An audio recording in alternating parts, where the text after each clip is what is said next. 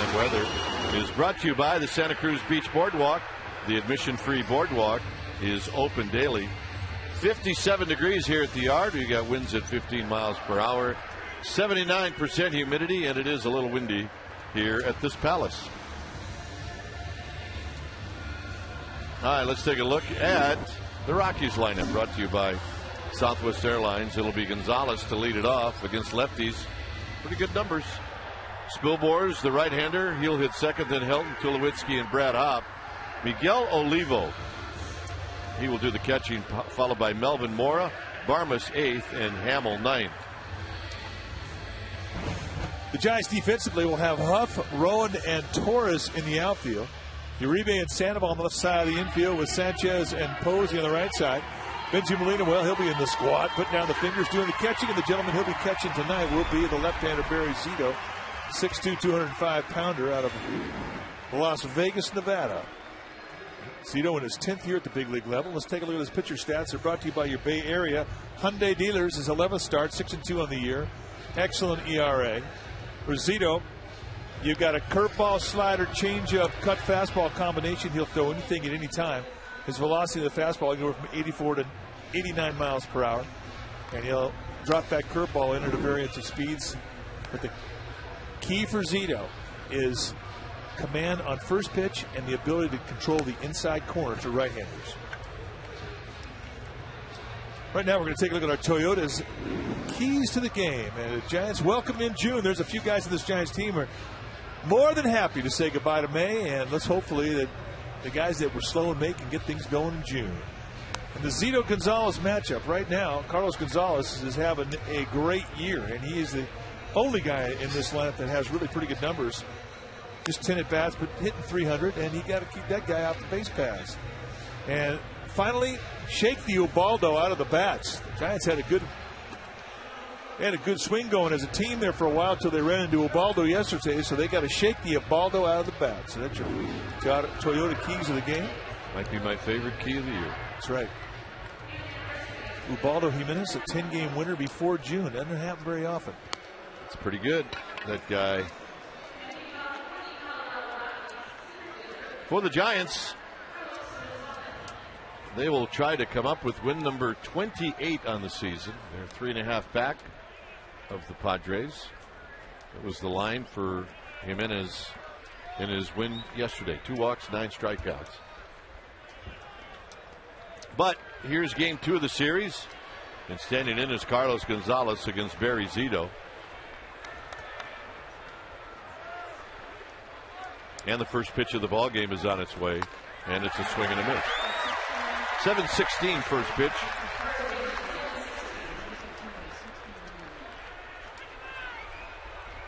So Gonzalez hitting at 309. That's 9th best in the league. Waits, and he squibs one off the end of the bat, and he's got a base hit over Uribe. So that's how this game gets started, as Carlos Gonzalez flips one to left. And here's Ryan Spilborn. Takes you off. You're after the mound. You make a good pitch with a curveball. Guy hits it off the end of the bat, throws a grenade out there. And immediately you're in the stretch. So here's Spilbor's.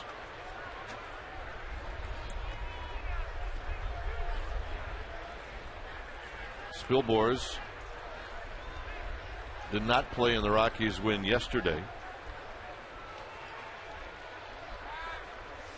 He is 6 for 26 lifetime against Zito.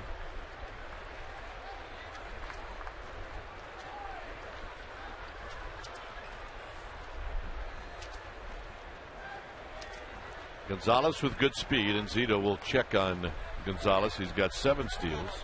He's been thrown out 4 times. Spilbor's with really weird numbers. He's 3 for 27 against left-handers. It almost looks like a misprint. Takes a strike, called by home plate umpire Ed Rapuano.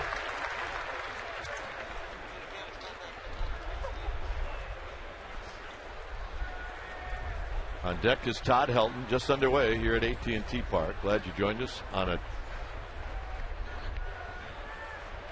a Tuesday night. I got confused there for a second. You ever been there? Oh, yeah, it's happening more often, too, as a matter of fact.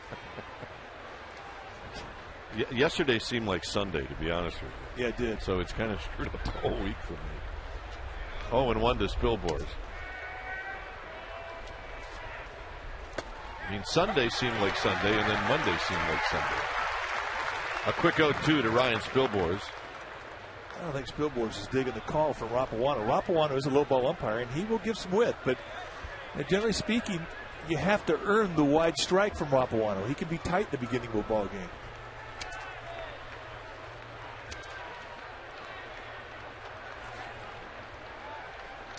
Soft toss. Gonzalez back easily. Rockies are 12-15 on the road.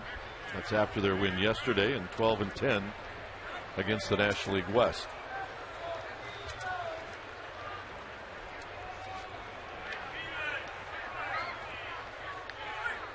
Spilborghs takes a close pitch.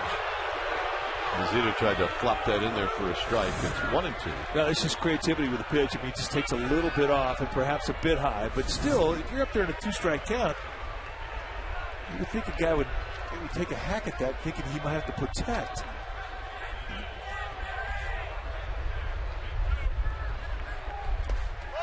Benji Molina, nice job keeping it close. 2-2.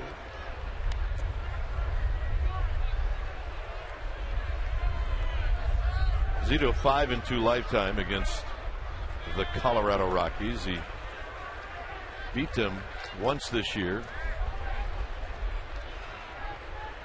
on April 30th.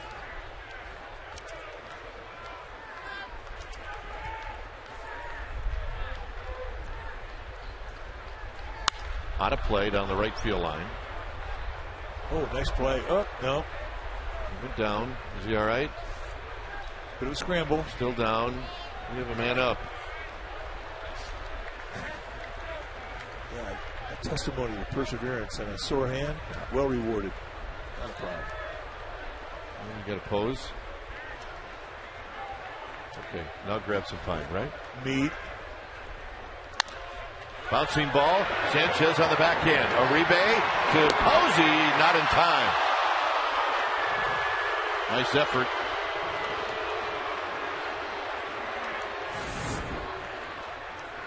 Kind of a weird angle for Uribe to get the ball, then have to turn around and make a throw. And I think that Tom Hallion, the first base umpire, got the play right. The momentum was stopped there, and Uribe had to wait for the toss from Sanchez. And I think that's the only thing that prevented the Giants from being able to turn that pair. Here's Helton.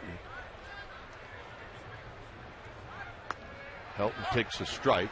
He went 1 for 5 in his start yesterday. Isn't it about time to hit a fly ball to Aubrey Huff? Aubrey Huff has been tested in the first inning of every game that he's played out in left field. He will eventually be tested again tonight. Spilborghs is back. He does not have a steal this year. He's been thrown out twice.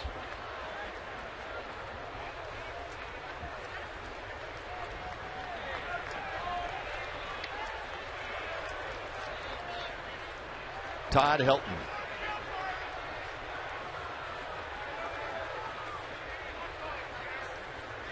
Takes a pitch high. Zito out of the stretch can really give you a variety of looks if you're the runner at first base. He can give you the slide step, the half step, the full step. But he'll also really vary the times where he'll come set and then deliver. He'll come set, wait 1 second, 2 seconds, 3 seconds. It'll never be the same. High again. 2 balls and 1 strike.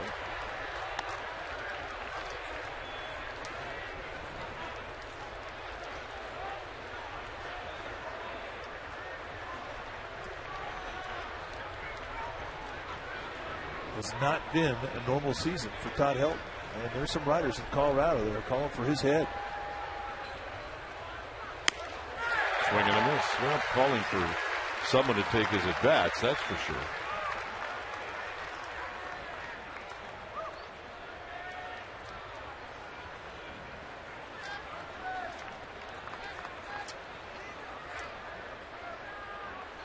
Helton is 36 years old, turns 37 in August. He's in his 13th year at the big leagues. Got him. And Zito just fastballed him. Nothing tricky. Got the swing through on the second and the third strike. Here he goes 88 right across the tee. Have some pine, meat. You know, there was a period of time, Mike, where I really thought Todd Helton was, the rate he was going to get 3,000 hits. At this time, he's got 2,174. Yeah. I don't think it's going to happen, though. He's had a great career, though. I'm not saying he's done. Just that I don't think he's going to get 3,000. Here's Tulowitzki. Tulowitzki takes a strike on the outside corner. And again, Tulowitzki not happy with the width of that strike zone. Nice little tail, too, on that changeup that falls away from a right-handed hitter. Plants it right out there and just sort of shaves the outside corner. And on the very first pitch of the night, Tulowitzki is going to figure out it's going to be a wide zone, at least away from the lefty. Zito came in on the hands of Tulowitzki, 0-2.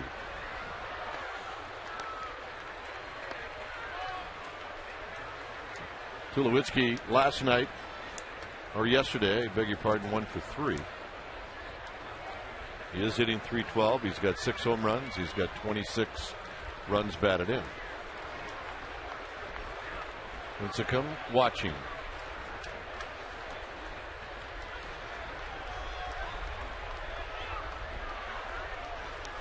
And a quick toss to Buster Posey.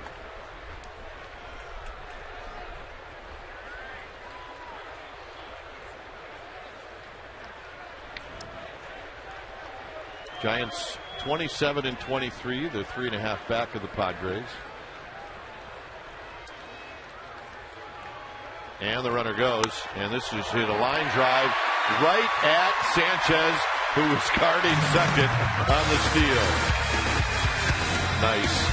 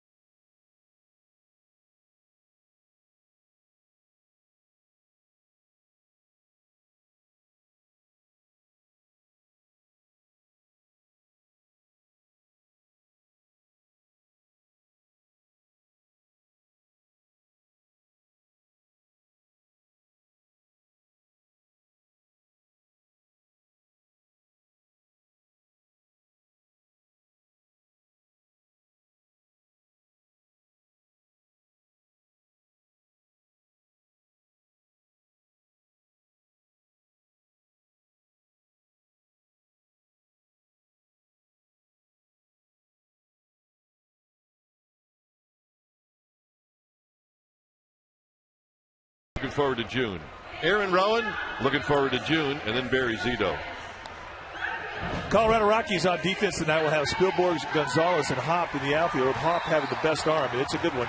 Tulowitzki and Moore on the left side of the infield. Barmas and Helton on the right side. Olivo on the will do the catching. And on the mound today will be Jason Hamill. Hamill is a big fella, 6'6", 215-pounder. In his 8th start of the year, and a bloated ERA, 6.93. 3.72 or 37 2/3 innings. 34 strikeouts against 11 walks. He's a fastball that goes mid-90s. It's a good fastball. He's got kind of a slurpy breaking ball and a changeup. Here's Torres. Sorry. In the midst of my partner doing all the stuff that he needs to do, some fan just flip some garlic fries in front of him. That's a major distraction, I got to tell you. Torres skies this one out into Triples Alley. And it'll be Brad Hopp who puts it away. 1 out. Oh, my goodness. Hamill is a native of Port Orchard, Washington, and he's a 3-year veteran. It's the Giants' lifetime 0-2, and they've spanked them around pretty good. Here's Freddie Sanchez, hitting .317 with 7 runs batted in. Sanchez now trying to get on for Pablo Sandoval. And taking a pitch down low. 1 ball and no strikes. Hamill, it's all about being able to command the fastball. And you'll see if you count the number of times that he actually puts a pitch between the knees of his catcher, more often than not, it'll be outside the knees than in the knees. But, I mean, you see the stuff at 93 to 96 mile an hour with sink. I mean, he's a teaser.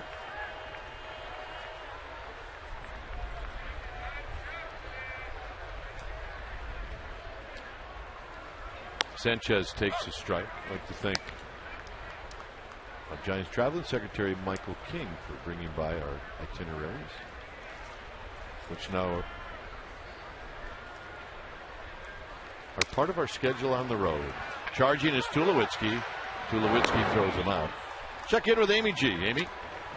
Well, gentlemen, with a 10-1 record, Ubaldo Jimenez is the best pitcher in the major leagues right now. He only gave up 4 hits to San Francisco yesterday, but 3 of them came off of Pablo's bat. And Pablo is only the 2nd player this season to have a 3-hit game against Jimenez. I spoke with Pablo after the game. He said he just tried to keep it simple and put it in play, and he sure did. Gentlemen? Keep it simple. We've heard that strategy before. Here's Sandoval. Topper.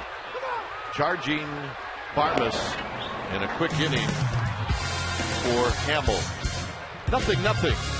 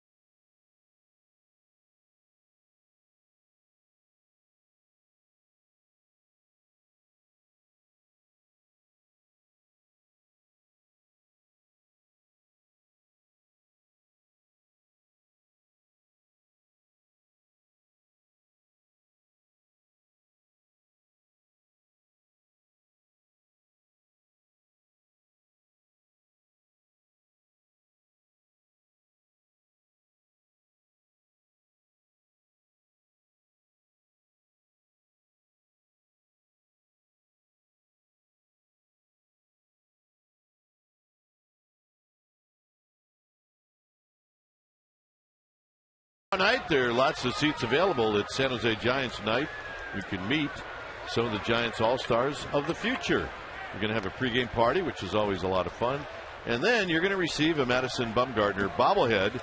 Madison Bumgarner played in San Jose last year. Go to sfgiants.com/special events and check the game out tomorrow as Brad Hopp takes high, 1 ball and no strikes. Irish Heritage Night tonight. Had our Irish dancers before the game, putting on a show. They were fantastic. So San Jose Giants night tomorrow night. Always a cotton candy night here at the ballpark. See Brad Hopp's numbers a little bit lower than they normally are. He missed a couple of weeks with a leg injury, a quad injury. Takes a strike from Zito. We were watching his batting practice today, and it was impressive. He was flipping them out in the pond, one after another. He's 4 for 21 against Zito.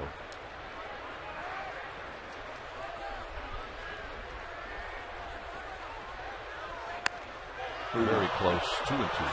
That was strike 3.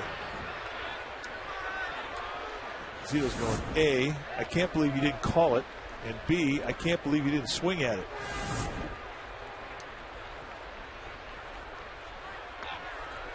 So now it's a full count with Olivo and then Melvin Mora to follow.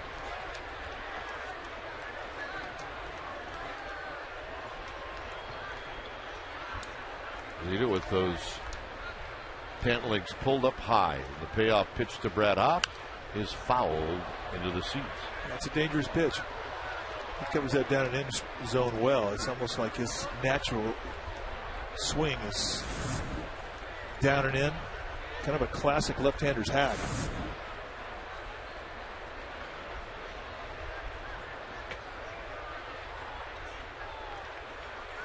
And another 3-2. And he got him, and Hopp do it. Wow.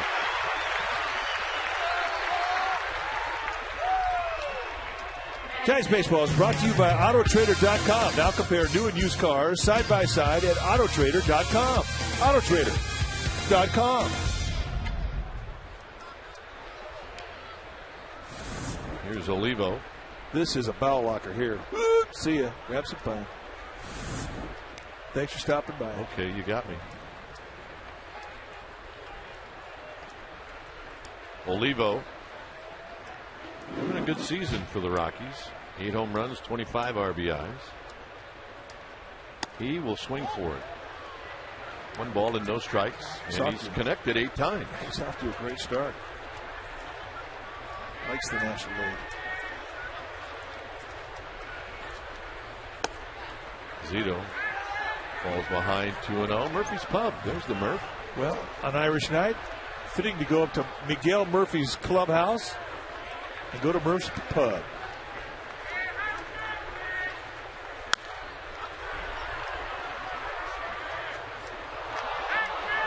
That's a pretty good caricature of Murph. I think it's dead on.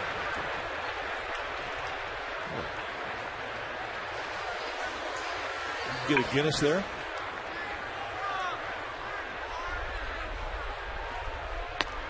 Three and 1 to Olivo. Melvin Mora on deck. Here's Murph. Probably not that long ago that picture was taken. And it's perfect. Yeah, that's perfect. And the walk to Olivo. Zito's first walk, and here's Melvin Mora.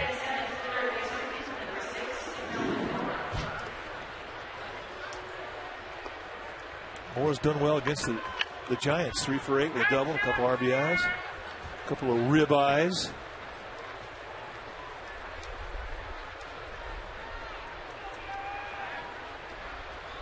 Five for 31 against Zito, lifetime. These two guys spent a lot of time in the American League.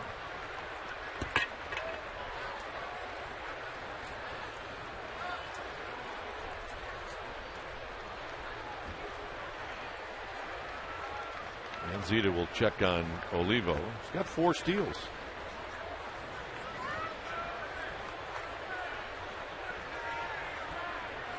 "31 times Melvin Mora has faced Barry Zito. He's been successful 5 times.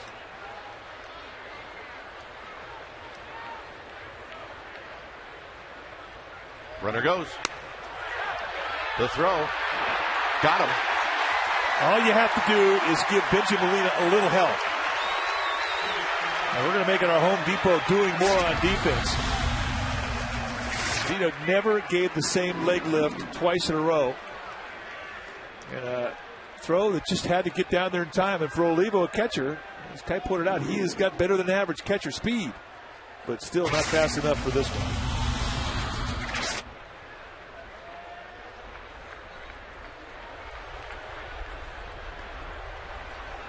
Can't let the other catcher steal on you, can you?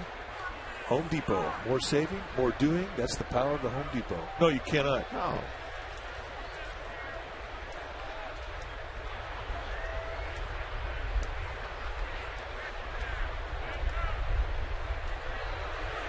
Mora way out in front, 1 and 2. Was pretty close at second base. Well, Freddie Sanchez goes up and really comes back to make the play. A lot of times you want to let the ball get to the bag, but I think he got out to get that one before it bounced. Let's get that nice sixth sense around the bag. Paid off there. See you later. 3 strikeouts for Zito. Aubrey Huff will lead things off.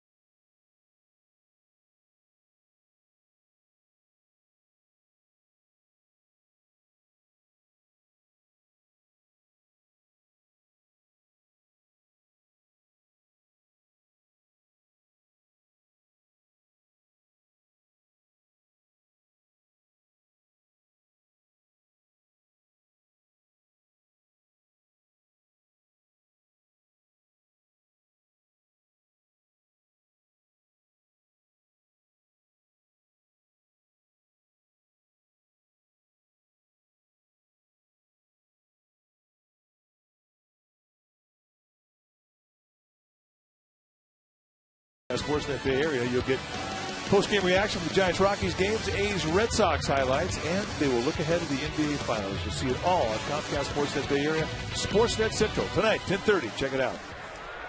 Here's Aubrey Huff to bat first for the Giants here in the second, and Aubrey Huff takes the ball. 292 for Aubrey Huff.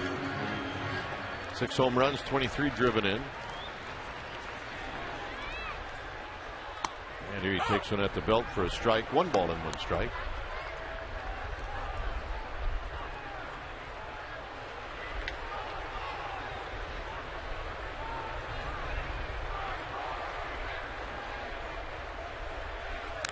Chops it foul. And now it's 1 and 2. It's a pretty good curveball from Hamill. And I think that pitch has a lot to do with what his outcome of any given game will be. If he's getting that pitch over, he's going to be tough.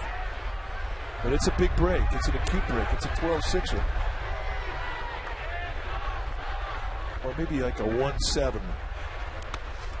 Still, if he gets it over, it's going to be a rough night. 2 and 2 to Aubrey Huff.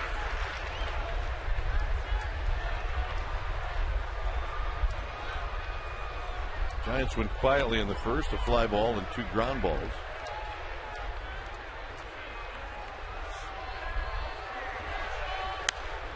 Huff fouls it out of play.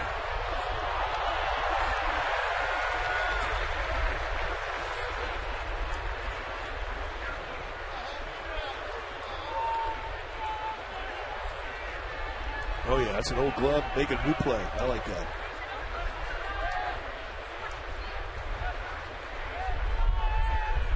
In the dirt, 3-2.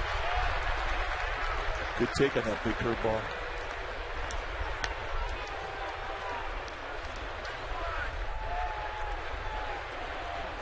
You know, I didn't think that glove had another catch in it. I think that's pretty cool. It hurt the hand a little bit. That is. I love that glove. Yeah, that's a good rag right there. Pulled on the ground, foul. Let's take a look. Oh, yeah, had to have a little help. Nice going. And when he caught it, he raised his hands and he showed you his boiler. My kind of guy. Best.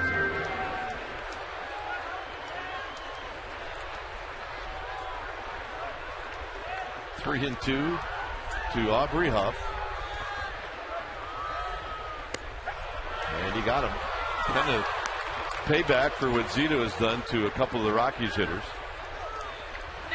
That's a good curveball. I mean, it's big, so it can be temperamental. But if he's getting it over, that's going to be something you're going to have to deal with.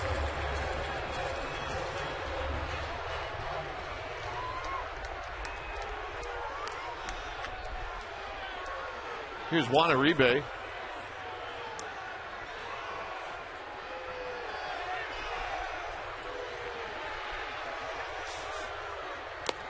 Uribe hitting in the fifth slot, hitting .281, 7 home runs, 29 driven in.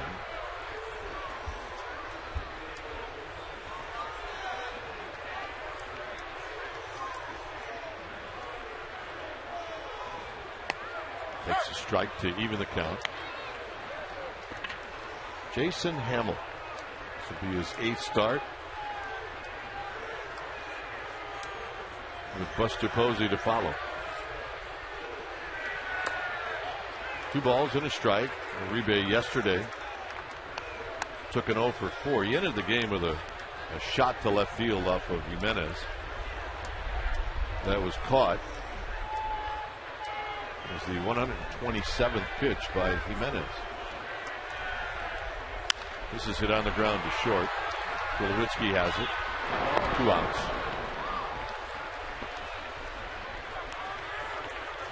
Well, let's check out our Bloomberg Sports graphic, and we're going to look at Buster Posey on his 6 hits this season. 3 hits were on fastballs, 2 hits on curveballs, 1 hit on a changeup, and both doubles hit right in the center zone T-ball location.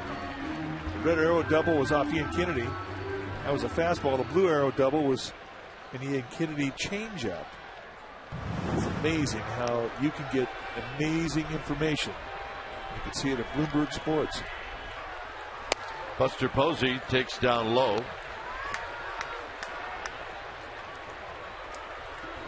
Posey went hitless yesterday, 0 for 3. He is 6 for 12. As he fouls this one out of play, he's 6 for 12 since his first start on Saturday. It's great. All the coaches and even Bruce Bochy was talking about the day that Buster Posey had. And they all basically said it doesn't count. Where you're hitting off stuff like they saw yesterday against Jimenez doesn't count. Throw it out the window.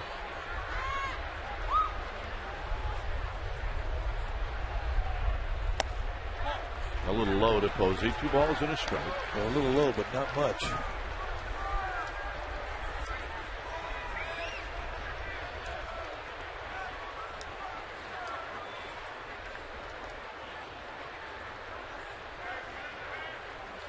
Said this about Buster Posey. He looks relaxed at the plate. He's got a very solid foundation. And not a whole lot of movement to his body. Yeah, I thought he looked relaxed on his first day. And that's not easy to do. Pulls this one on the ground to third. Mora from deep third will throw to first. And that'll end the inning. Through 2, it's 0-0 here at AT&T Park.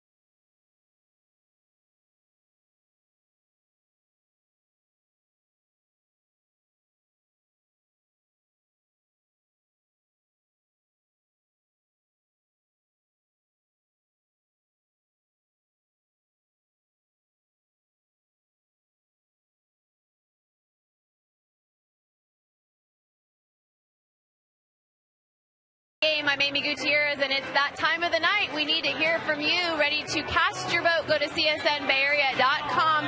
It's a pressure-packed question this evening with the game on the line. Who would you choose to have in the batter's box? And then find out the results tonight on Giants Postgame Live. Dwayne? All right, Amy. Here's Clint Barmas. Barmas hitting at .212. He's got 2 lifetime hits, or check that, 4 lifetime hits against Zito and 22 at bats, but 2 have been for home runs. Fouls this one out of play to even the count. Barmas hit in the second inning yesterday really hurt the Giants. It knocked in 2 runs off of Tim Lincecum. And the way Jimenez was throwing, my goodness. He had a pretty good idea that was going to be enough. It's a good curveball right there.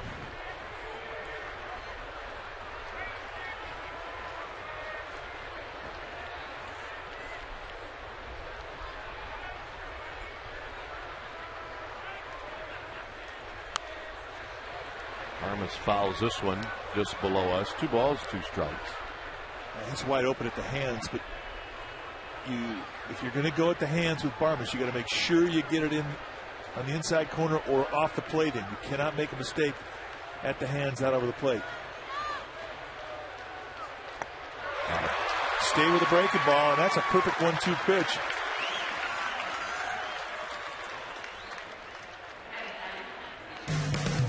Giants baseball is brought to you by Grown Ups. In the theaters, June 25th. Adam Sandler, Kevin James, Chris Rock, David Spade, Rod Schneider. Check it all out. All those guys make me laugh. Yeah, they're funny. Here's Jason Hamill. Strike to Hamill, 0-1. It's my son's birthday. Could be psyched. Someplace to go. 1 ball and 1 strike. Hamill on the season 1 for 8.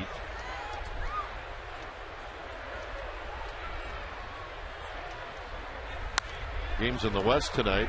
The Dodgers in Arizona at Dodger Stadium, 0-0. That game in the 3rd. San Diego hosting the Mets, and the Mets are leading 1-0 in the 4th. So in a foul, the ending of the Dodgers Diamondbacks game last night, truly amazing. That guy was real happy last night, but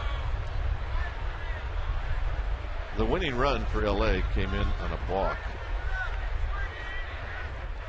I don't know about you, but walk-off balks, I don't know about that. Well, I guess it was such an obvious balk. Umpires had no choice. Didn't we have one in New York one night with Armando Benitez? Yeah. Was it Bach and Bob who got him? Davidson? Amen.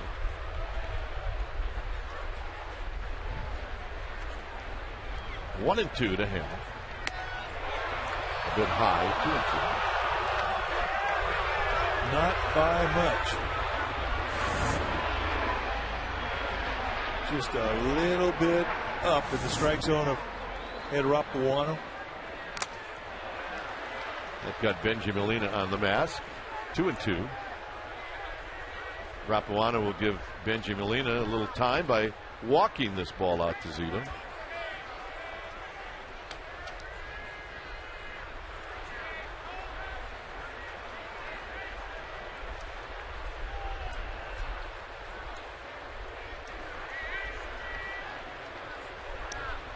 You look at a catcher's gear and you think, well, he's protected.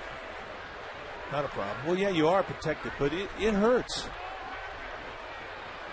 Simply because you're not ready for it. You're not bracing yourself to take a punch. You just relax. All you do is concentrate on trying to catch the ball, and all of a sudden you get your bell rung. Adam finally handle out, 5 strikeouts. Well, tonight's All-Star Teacher finalist is Aaron Machado from Brownells Middle School in Gilroy. He's an 8th grade honors English teacher. There's Mr. Machado. And the winning teacher is going to receive $10,000 for his or her school. To vote for Aaron Machado or one of the other 4 teacher finalists, go to csnbayarea.com, and voting ends Friday, July 9th. What would we do without that profession? Well, that would not be good. It would not be good. Here's Carlos Gonzalez. Teachers do not get enough credit. We do leave our children with them for quite a while throughout the course of the day. Vote for Machado. Brownell School needs the Bungeros. All right. There's your sales pitch.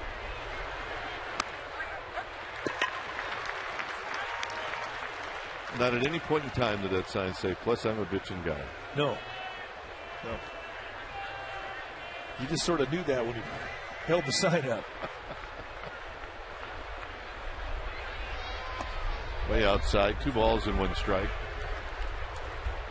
Tito's got a great curveball going tonight. He gets the curveball slider combination going, both different pitches. Slider's a little bit faster than the curveball. A flatter break. Still, it's the 2-plane break. But the 2-plane break on the curveball is huge. Juan Uribe behind Pablo Sandoval. And that ends the inning. Zeta with a couple of strikeouts and a pop-up. Bottom 3 of the order coming up.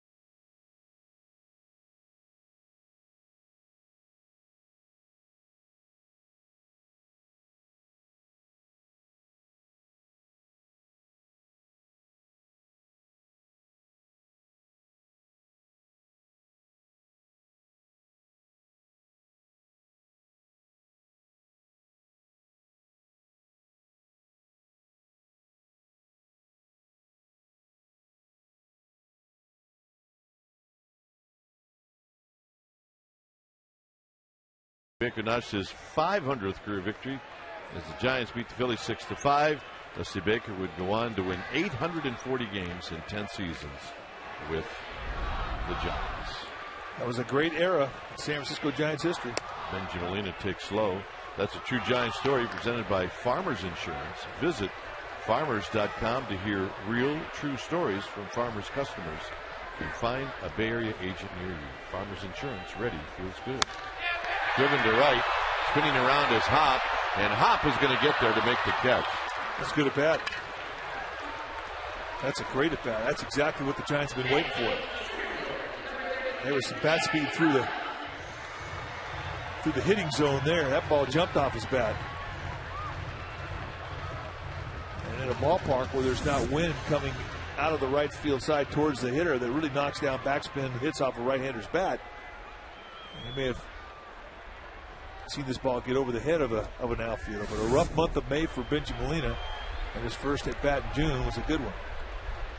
Here's Aaron Rowan. Rowan takes a pitch down low. He's 1 for 6 lifetime against Jason Hamill. Yesterday, 0 for 2, a couple of strikeouts. Rowan on the homestand is 3 for 22. Pulls this one on the ground foul.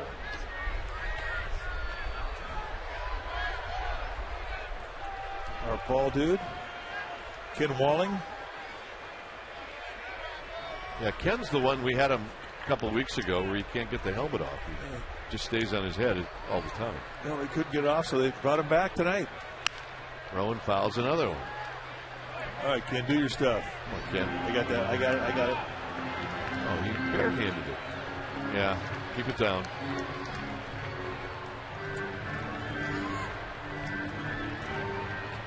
Nice going, lefty. The old left-hander. That head was built for a double flap helmet. I'm just telling you right now, it was built for it. 1-2 to Rowan. Rowan strikes out. Second strikeout for Hamill. Tune in to NBC Bay Area Morning News Team with early news, traffic, and weather updates. Weekdays starting at 4:30 a.m. Yeah, those guys in uniform, they always get the prettiest girls. Why is that? It's the uniform. Oh.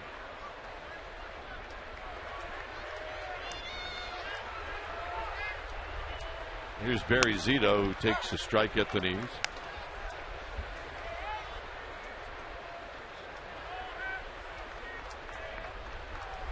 Zito 2 for 17 on the season.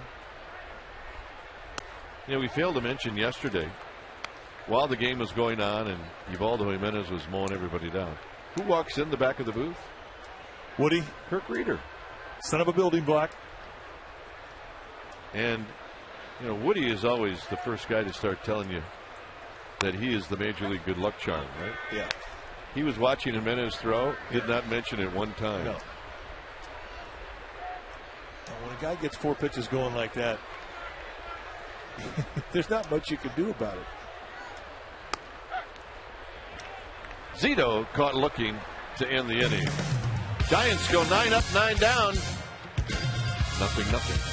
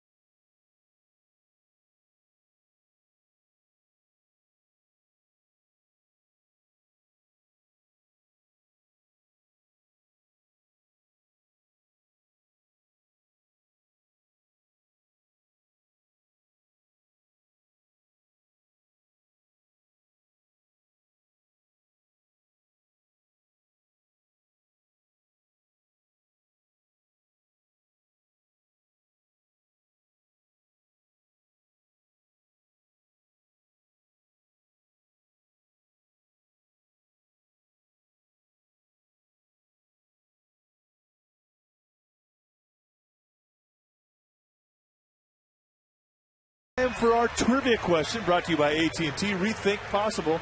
Question tonight, since 1912, that's right, 1912, name the 2 pitchers besides Ubaldo Jimenez to win 10 of his first 11 starts with an ERA under 1. Pretty good. I have no idea.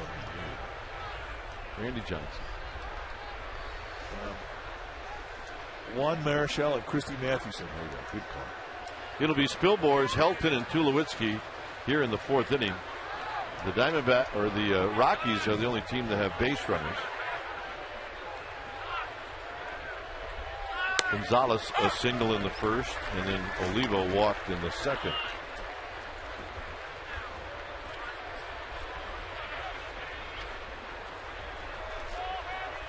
Spilborghs reached on the fielder's choice. Benji Molina over by Todd Helton, and he makes the catch.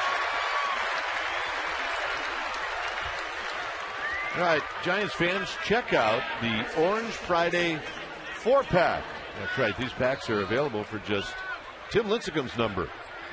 So get your orange on and buy your Orange Friday 4-pack today by visiting sfgiants.com. That's all you got to do. Check it out. That is the best attitude in the entire stadium right there. Attitude. She's got it. Here's Helton.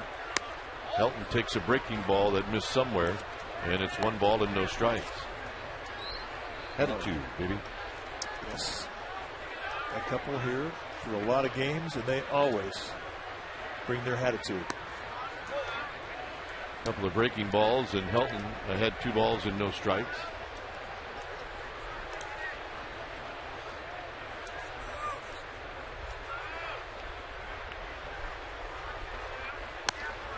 Three 0.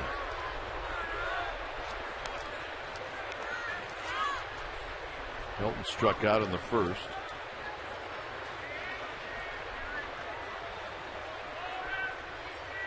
And a 4-pitch walk.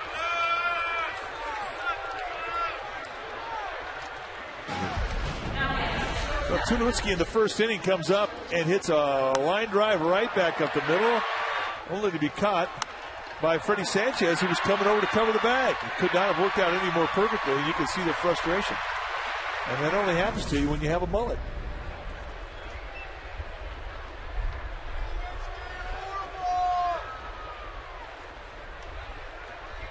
Oh for 1. That's what it is.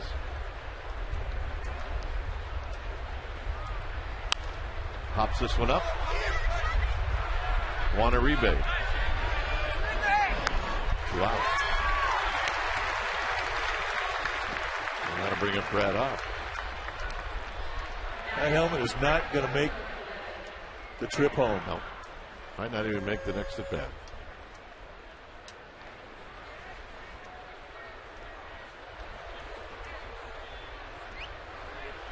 Hopp struck out looking. Saw a beautiful breaking ball from Zito in the second.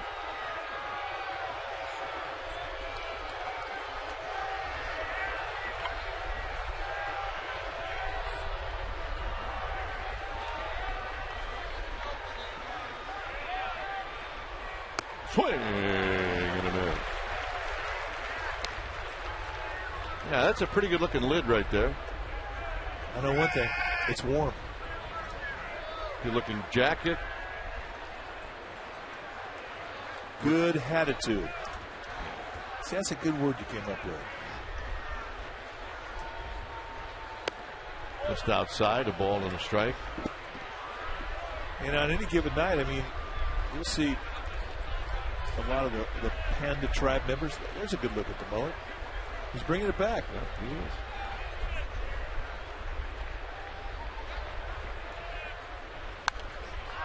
Out of play, 1-2.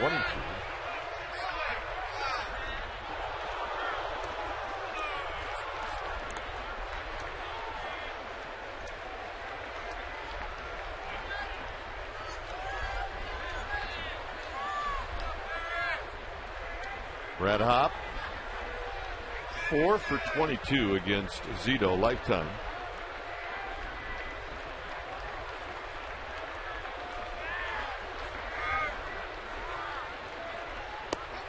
See you later.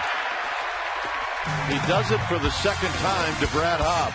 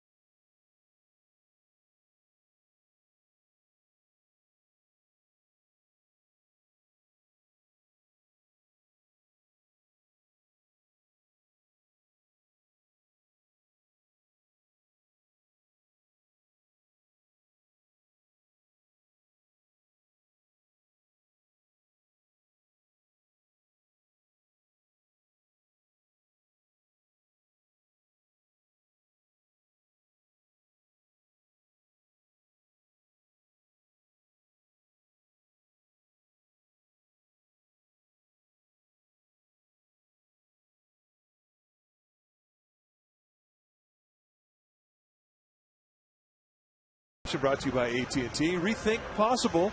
Since 1912, named the 2 pitchers besides Ubaldo Jimenez to win 10 of his first 11 starts with an ERA of under 1. Our answer is, well, Marshall was one of them. Way to go. Let's go. When in doubt, say Juan Marshall to every pitching answer. Absolutely. Here's Andres Torres. 9 up, 9 down for Jason Hamill. One ball hit well off of Hamill. That was the line drive to right field off the bat of Benji Molina. Sadie Seacott used to pitch for the White Sox, who later became known as the Black Sox. In at third is Mora. And a breaking ball for a strike to even the count.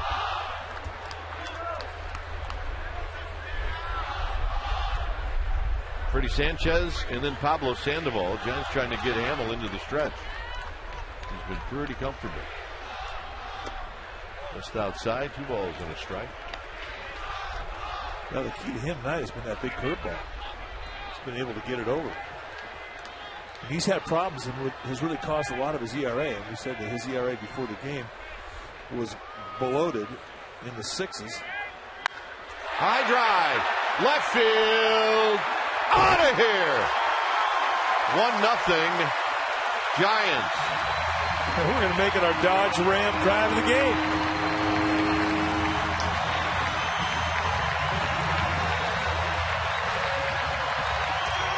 Home run number 3 on the year for Andres Torres.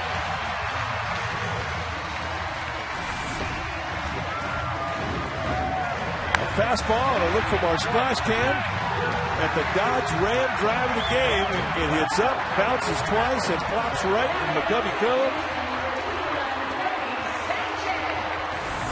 The guy in the kayak's got a panda hat on. You gotta love it. Oh yeah.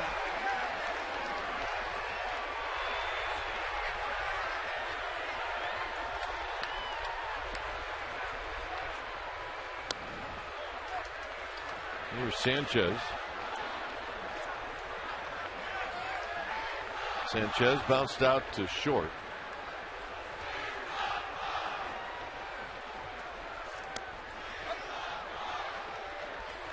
We just checked.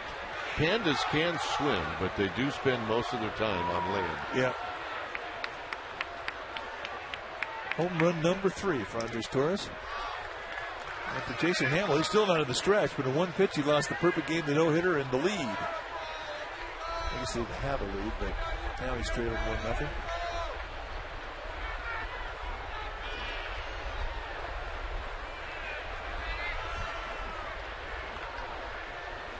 Sanchez flips it out into left center field for a base hit.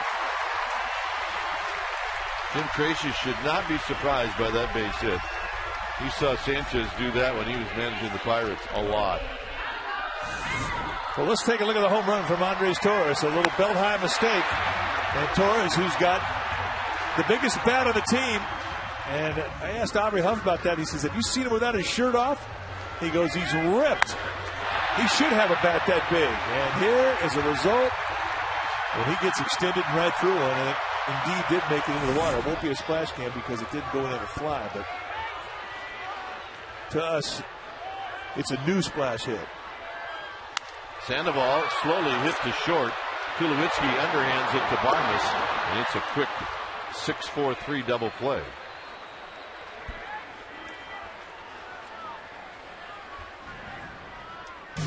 Giants Baseball is brought to you by Supercuts. Save money without looking like it.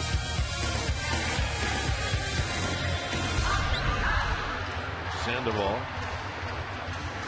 gets into a 6-4-3 double play. And here's Aubrey Huff.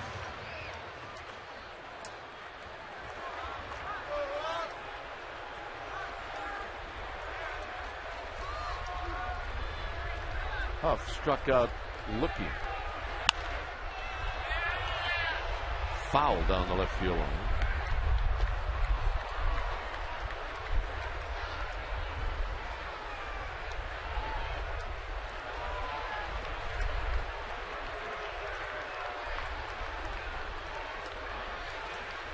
.291 average for Aubrey Huff. Check swing, nothing in 2.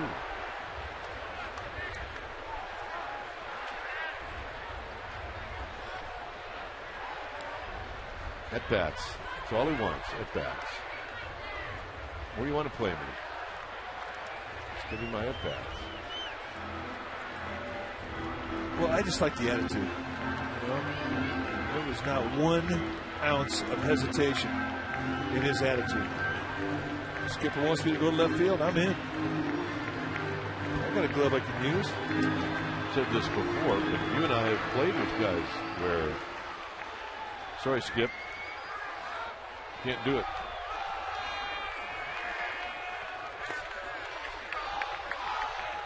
I've heard that too. I've listened to guys say it. It wasn't like it was a closed door meeting.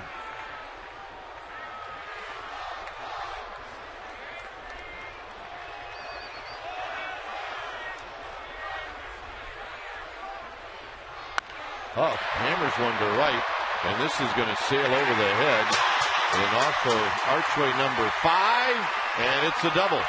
Well, you better really know what you're doing if you're going to try and take on Bat Hopp's arm. You talk about how good of an arm he has. It takes a while to get rid of it, but boy, once he gets it uncoiled, it's lethal. But this is going down and golfing a breaking ball. Hop had no chance to get back there. You can see how long he takes to throw that ball, but he's got a good one. It's it. It's almost like he's throwing a javelin. So a 2-out double, and Huff sets himself up in scoring position for Uribe. And right away, you saw Bob Apodaca, the pitching coach for the Rockies, go out there. And I think one thing he wanted to tell Hamill, when he saw Hamill throw a good curveball and Huff go down and get it, was, hey, don't quit throwing that breaking ball. And I think that's a good thing to tell a young pitcher, especially when the guy throws a really good one like he just did to Huff. And Huff blistered it. A lot of young pitchers, they'll quit throwing it.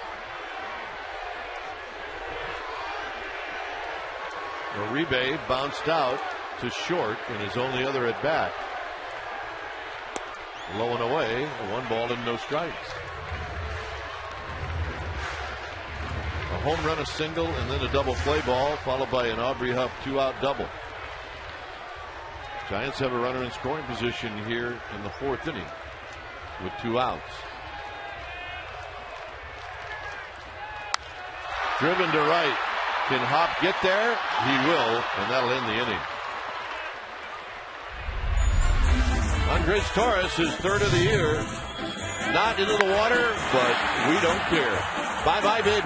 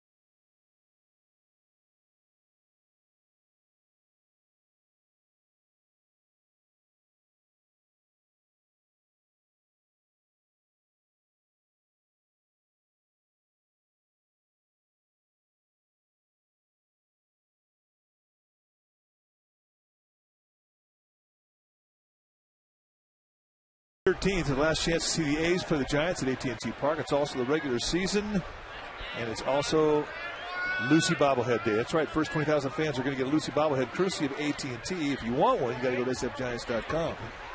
So don't miss your last chance to see the A's here at AT&T. Get yourself a Lucy Bobblehead. Olivo takes one wide. Olivo threw a walk in the second, filling out those all-star ballots. There you go.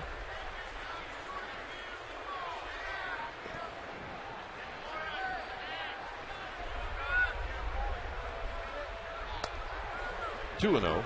Zito is really careful with Olivo, with one out and nobody on in the second. And he's doing the same thing here with Olivo in the fifth.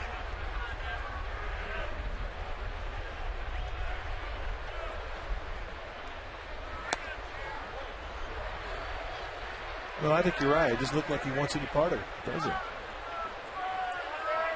And the history is on Zito's side. Olivo 2 for 13 against Zito. Because those were not close.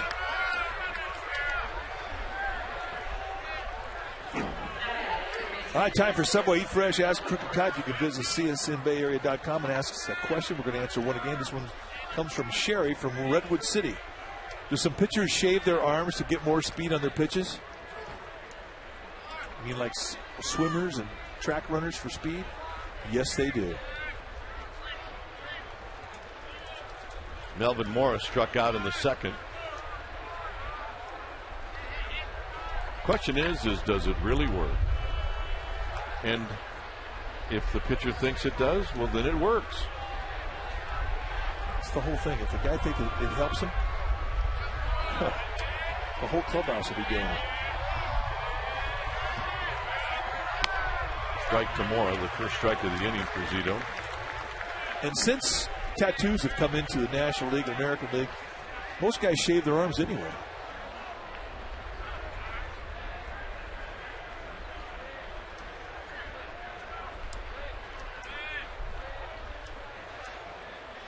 Varmus to follow.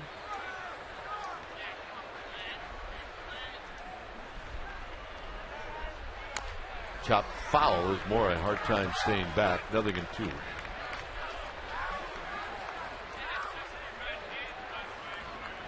Varmus on deck. What were you thinking about on deck? Well, you kind of watch very closely how the guy on the mound is working the guy in front of you. It may be that he's a completely different type of hitter, but you might find something that he's doing to a guy that he might do to you.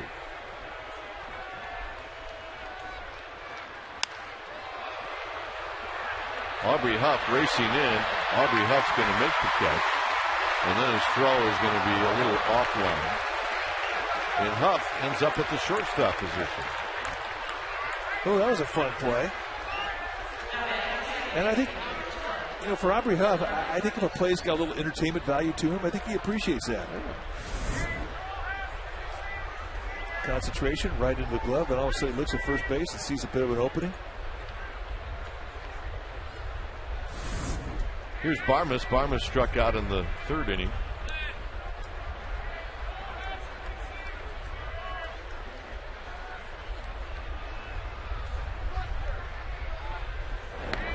Olivo getting checked on again. Zito with 3 walks and 6 strikeouts.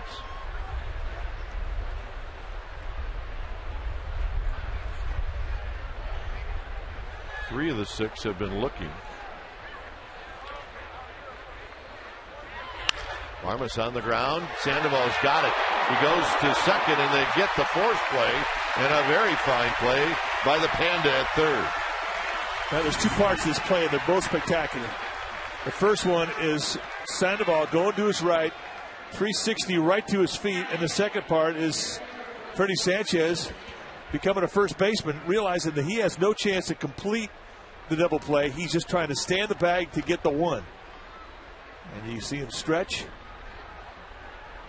And really, a ball hit like that down the line, you're thinking off the crack of the bat, extra bases. Right, and then you're thinking maybe double play. high and wide to Hamill. Hamill struck out in the third and fairly long at bat.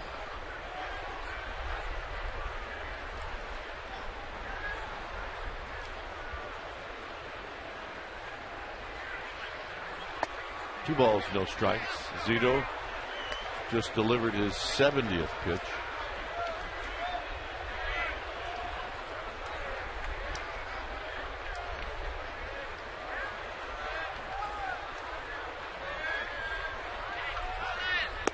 Not close, 3-0. Well, I think it's rather redundant to say this is a pretty big pitch here. Big two pitches, because Hamill's, I'm sure, is going to be taken on this 3-0 pitch. And he's probably going to be taken on the 3-1.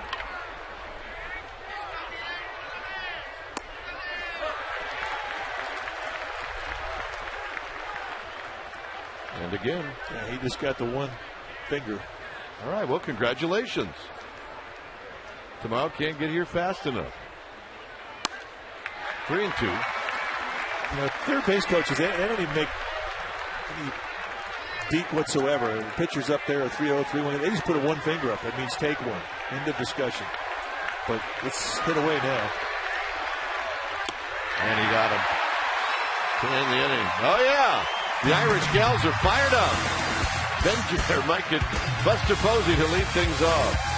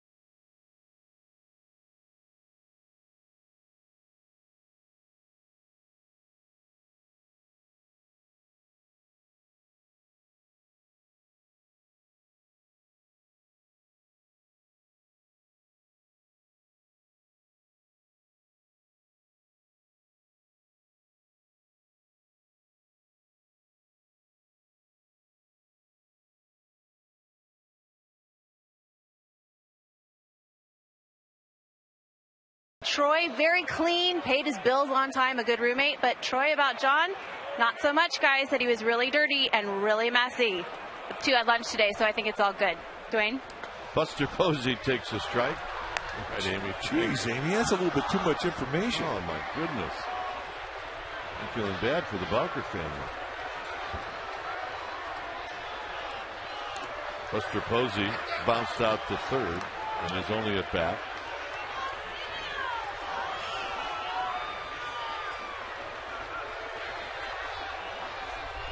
The Odd Couple. Didn't they do a show about that? Well, there you have it. Tulowitzki and Bowker. Felix and Oscar.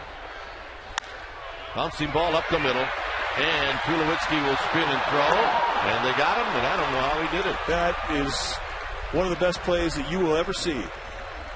A shortstop going way right over the bag. And he has no time. It all has to be quick and perfect on a 360. Strike. See you later. That's the big leagues, Buster Posey. What a play. With the speed that he had and the body that he control that he had, that's a beautiful thing right there. That is the big leagues. That is a beautiful play. Here's Benji Molina, who lined out to right field in the third. That's a play and a half right there. What did Jerry Coleman used to say? Hang a star on that one? Hang a star on that one. So Felix with the play. Yeah.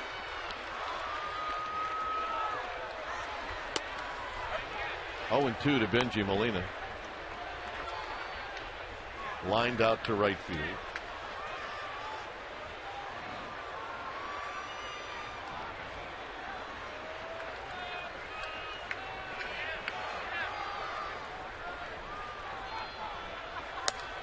Very high on deck, Aaron Rowan.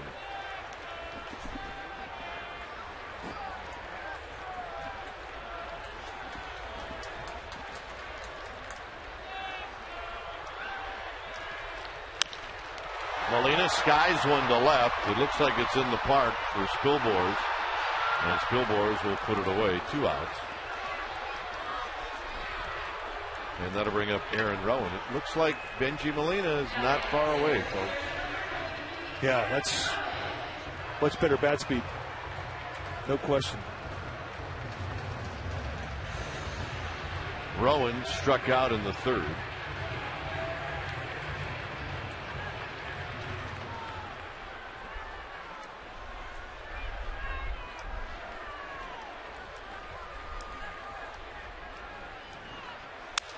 Breaks his bat, flips it out to right field. Barmas can't get to it.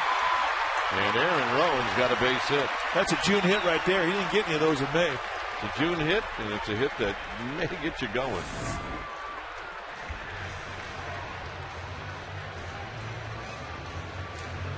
Well, you got to be strong to fight it off. That was a broken bat. I hit it about label high on the bat.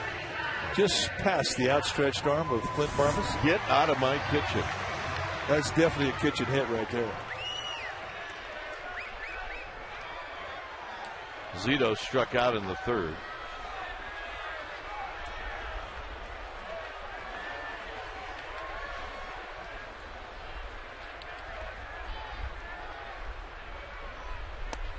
Zito takes the first pitch down low.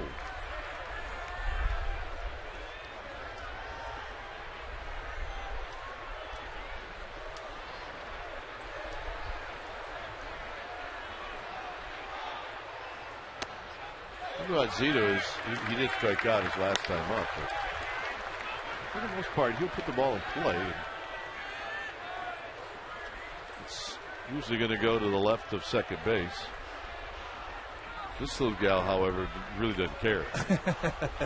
Don't care about that at all. I'm going to step in this puddle, though. Yep. Gonna look for another one. And the next puddle I see, I'm going to step in that one too.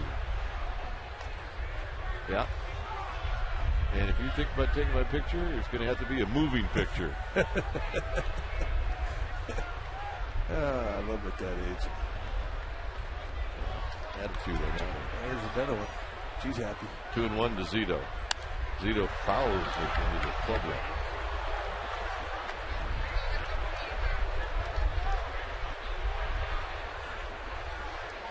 A couple of good attitudes. Oh, yeah. Mom and Dad got their hands full with these two. You know, Mom's a gamer. Look at this one. Yeah, I'll sign it for you. Yeah. I only sign flat things. Zito how to play.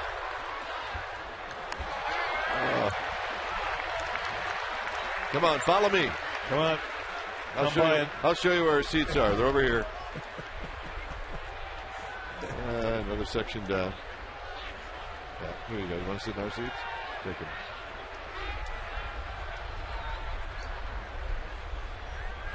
I want to follow that one around for a while. Me too. I want some more foul balls from Zito. 3 balls and 2 strikes. See him go back. Yeah.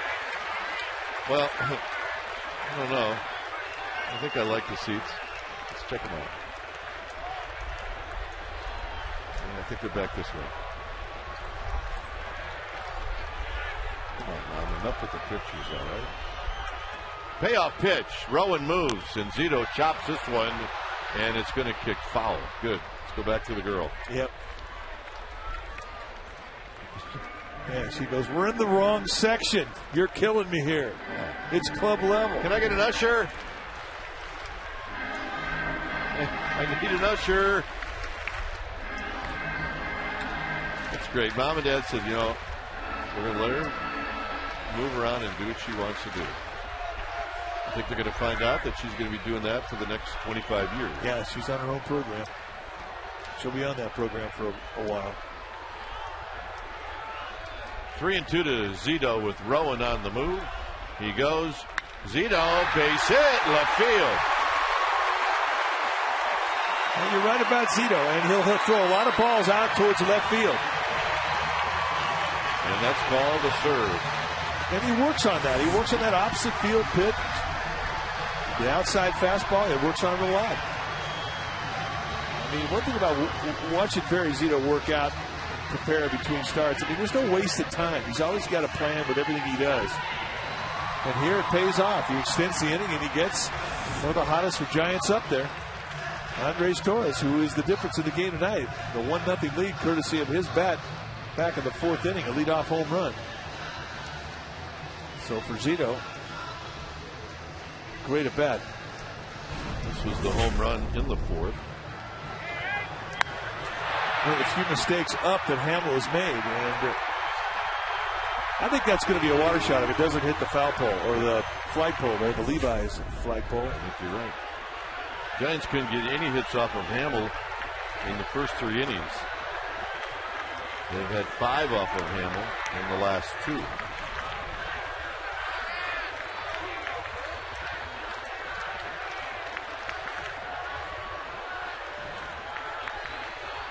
Torres with a big cut and a foul straight back. Pretty good rip there by Andres Torres.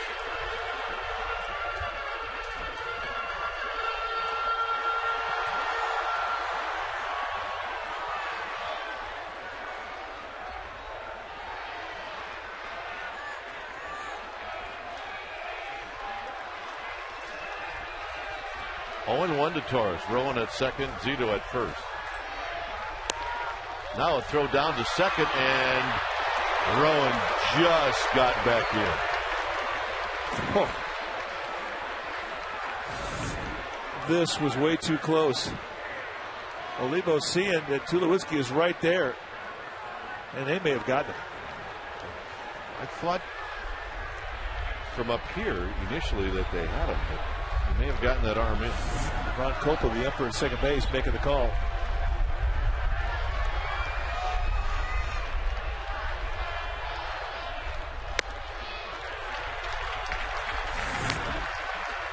I gotta say, he's out.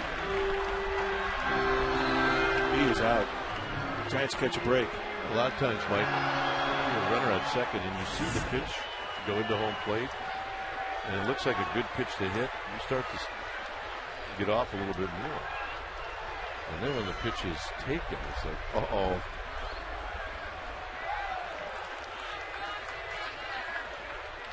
See?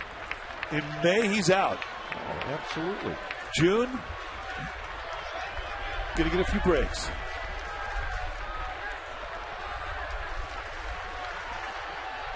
Two and 1 to Andres Torres, who's twirling the bat at home plate. Now it's 3 and 1. Watch where this pitch is. You're thinking as a runner, he's going to swing at this. He didn't. It's like when Olivo's got something wrong with his hand, and wondering if he hit something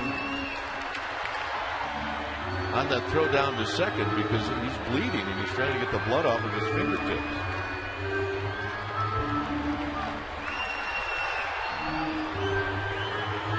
And they're saying he blocked the ball with his hand. Ball comes. Watch the right hand.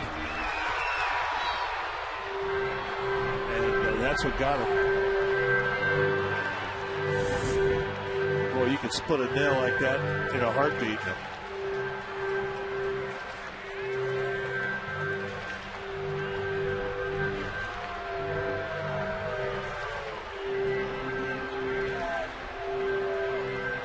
definitely affect his throwing.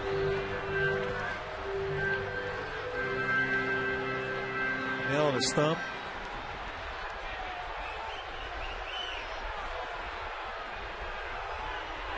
Well, you just kind of have to wait for that to stop bleeding.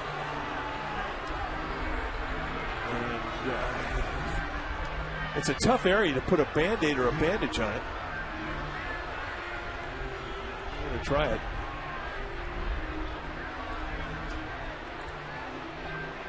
But I'll tell you what, this definitely helps Andres Torres. This can ice down Jason Hamill, the pitcher.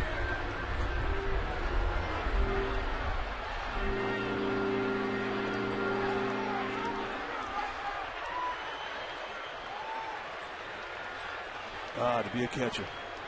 3 balls and 1 strike. 2 outs. First 2 outs recorded, and then Rowan and Zito have singled.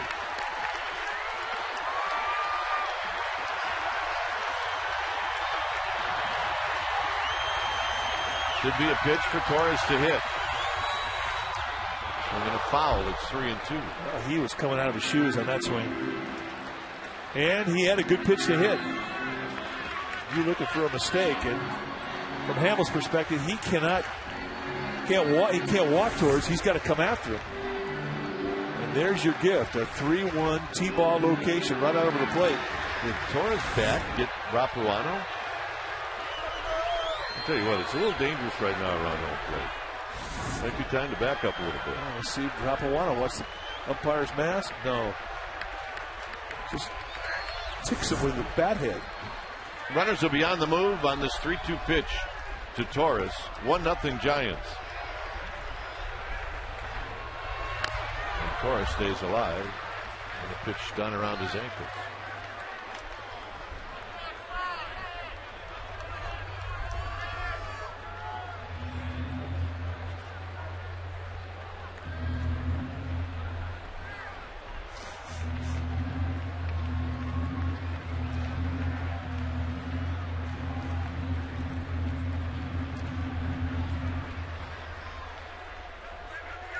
Rowan at second, Zito at first.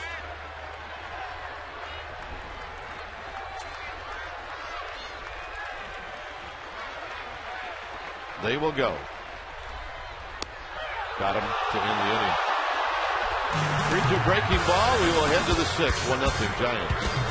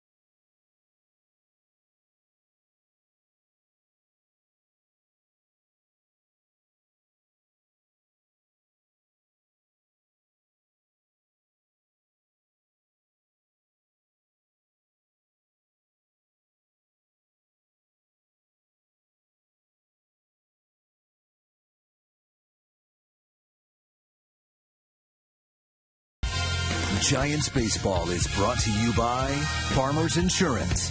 To find your local Farmers agent, call 800-FARMERS today. By your Northern California Honda dealers at shophonda.com. And by Xfinity, the next generation in home entertainment. Now available in the Bay Area and coming soon to the Central Valley. All right, let's check out our McDonald's game summary. A 1-0 lead for the Giants thanks to Andres Torres. Hamill's been pretty good. Zito's been a little better. It's 1-0 San Francisco, and that's our McDonald's game summary. 7 strikeouts for Barry Zito. And here's Gonzalez, who takes a strike. Gonzalez is singled and he's popped out. Top of the order for the Rockies, who have 1 hit in this game, and that was Gonzalez to lead off the game as he hit a little flare into left field.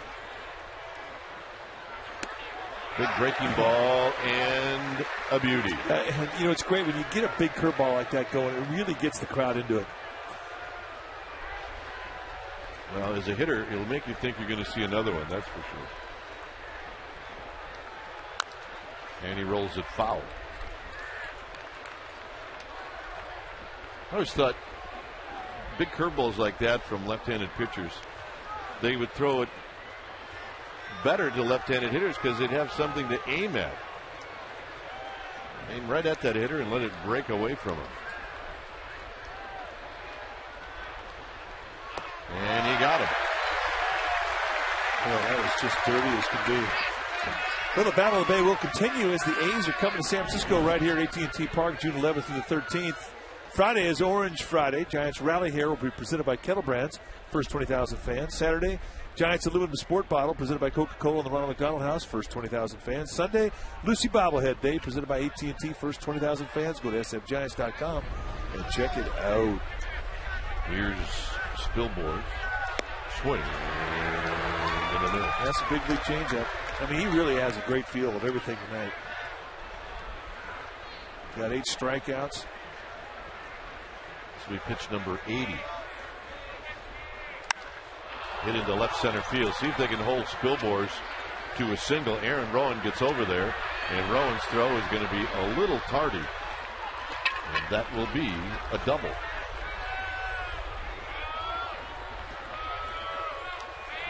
And now comes Helton and Tulowitzki.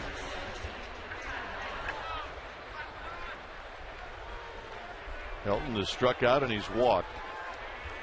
Only the second hit for the Rockies.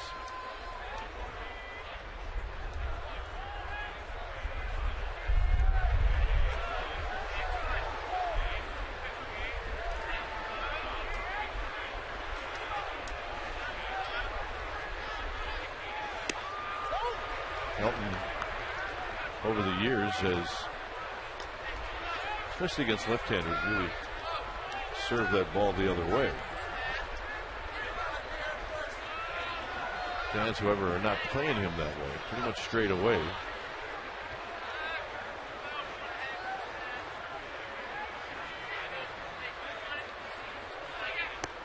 And a strike to even the count. Boy, I mean, whatever count. He really does make a difference. The feel that he's got in that curveball. I mean, he's just running up there and put it in a perfect spot, one after another.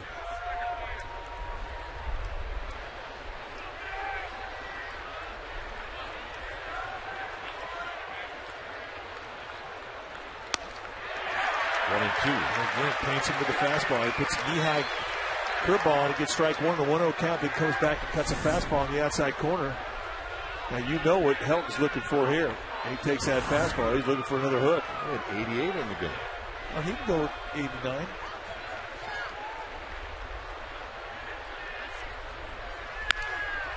Right at the shortstop, Juan Uribe. Helton is retired on the play. Spilborn to third. So with 2 outs, here's Tulowitzki. Look how he worked. Todd Helton, first pitch, pretty close pitch. Checks it, ball 1. Then he comes back with a fastball.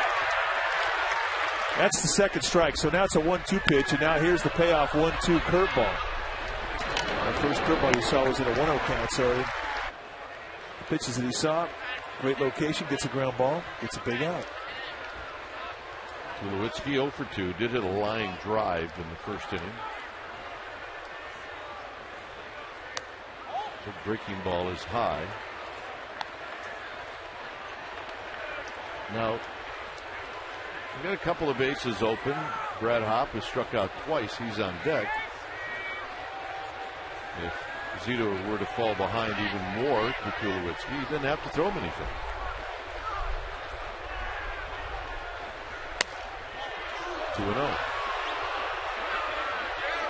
Pretty close pitch right there. And Zito's got a little Gumby shoulders on that. He thought he had a big strike there. When you have the kind of command that he has right now, you don't want to walk a guy. You want to get the guy out in the batter's box. I mean, you know you can corner pitch. You've been doing it all night long, but you want to be acknowledged when you make a good corner pitch, and he did not get that strike.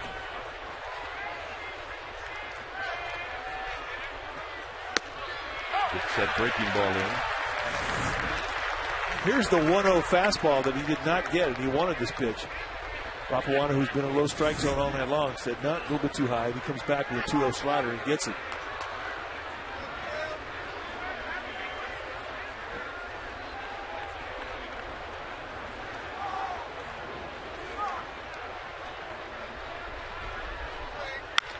On the ground towards the hole, Uribe. Posey. Side retired, Zito. Strands the tying run. It remains 1-0 Giants.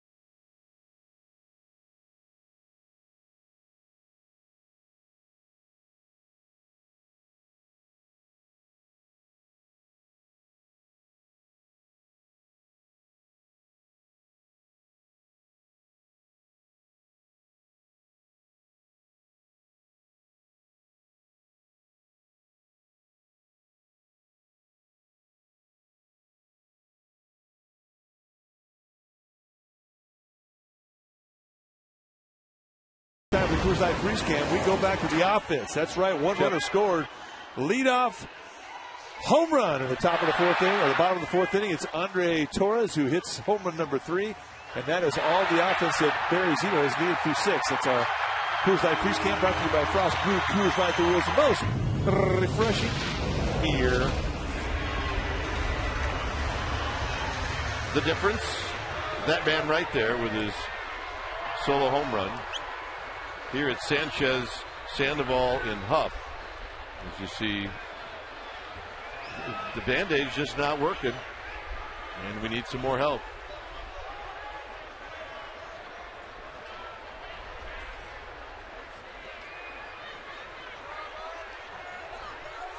Well, I'm not sure rubbing that dirty pine tar glove over that wound is a good idea. Well, pine tar pretty much cures everything. Did you ever see the Greek wedding? What was it, My Big Fat Greek Wedding? Yeah. Guy had the Windex? Yeah. Well, in baseball, it's pine tar. You throw a little pine tar on something, it cures everything. Hey, speaking of weddings, Ron and Rachel, 40 years. Super slamming nuptials. Nuptials. That too.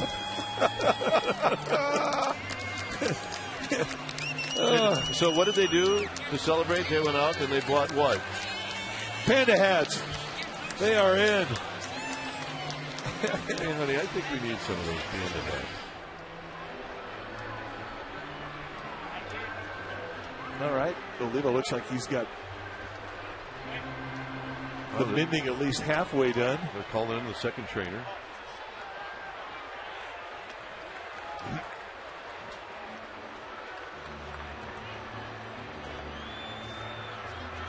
Rapuano's doing all the talking.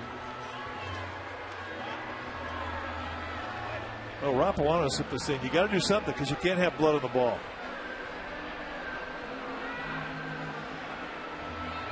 It worked for Gaylord. Oh, yeah. Put him in the Hall of Fame.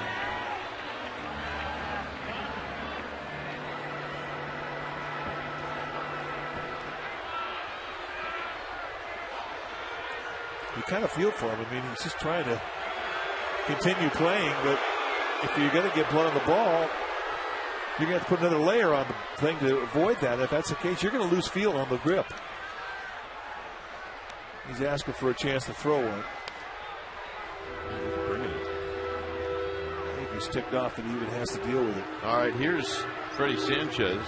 He's 1 for 2. He singled in the 4th inning. Giants lead by 1 run. And then what do? You end up having to block another one. You got to block another one. But every great ball blocker I ever saw, they block everything. Nobody on base, bullpens, everything. Sanchez sends a souvenir to the club level. 1 ball and 1 strike. Hamill has allowed 1 run on 5 hits.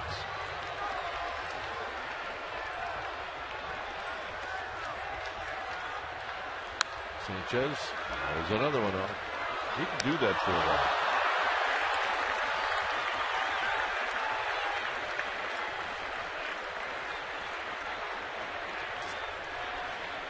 "75 pitches for Hamill. Just the one mistake has put him behind the 8 ball. Tried to run one in on Sanchez. That was a good pitch.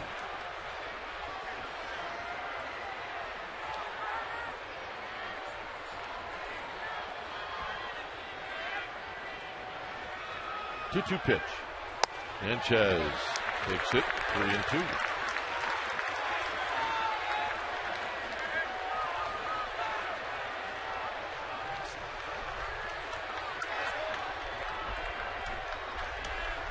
And the payoff to Freddie Sanchez.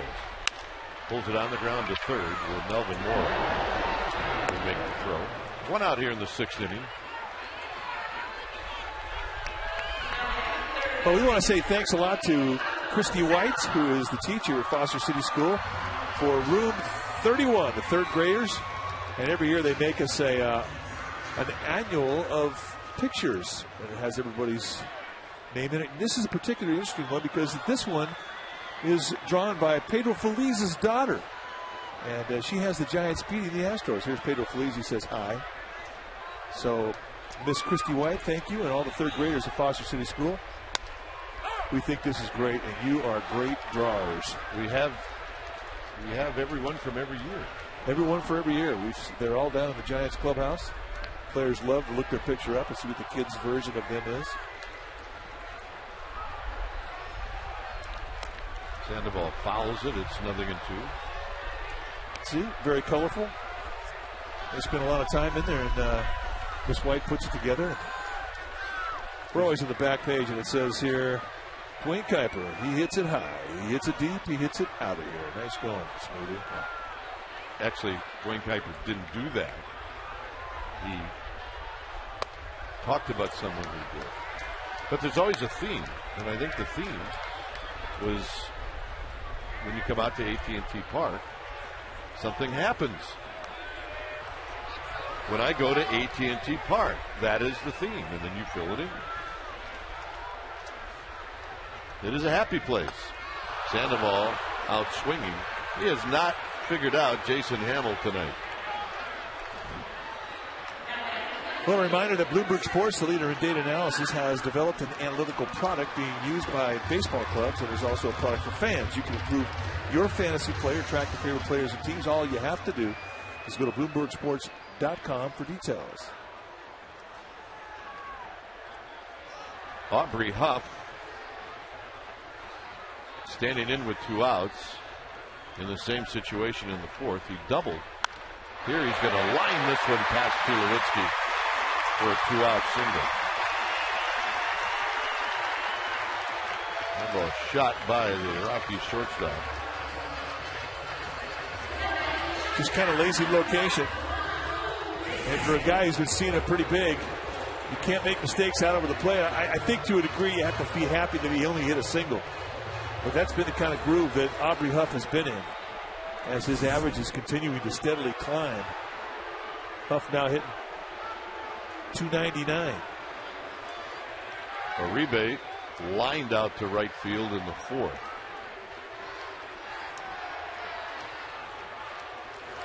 Outside at 91 miles per hour, 1 ball and no strikes.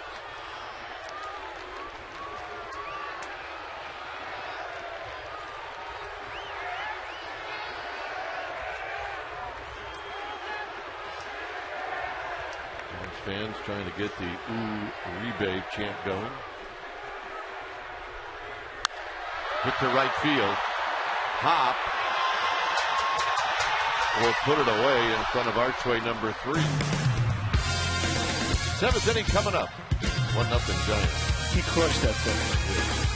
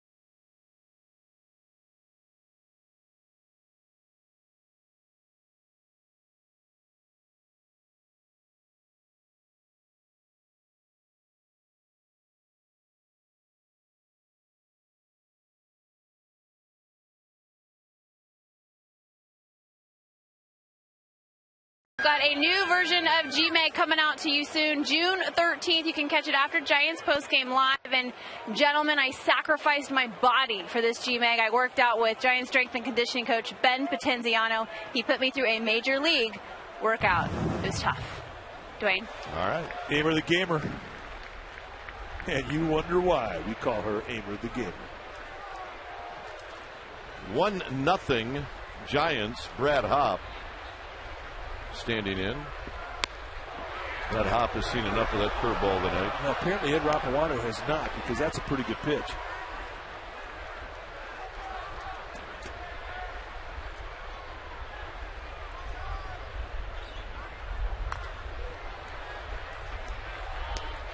What's that, huh? Oh, yeah. That was the T-shirt that they gave away for Irish night, and that scarf is what they gave away, I think, what, last year? I believe so.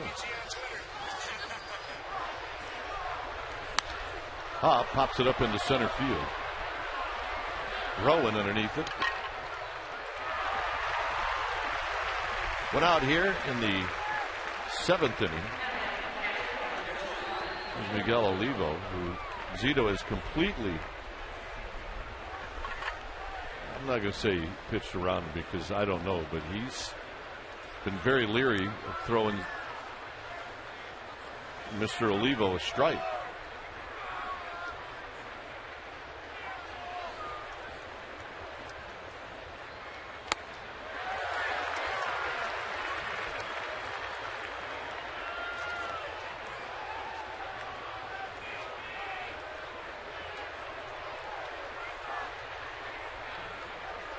The 0-1 to Olivo is a bit high. 1 ball and 1 strike. A lot of pitches that just sort of make you cringe out there when you're on the mound and you're in a 1-0 ball game, and every pitch means so much. The difference between a 1-1 and an 0-2 is night and day. Swing, they're going to miss 1 and 2. And through it all, Zito just keeps making good pitches.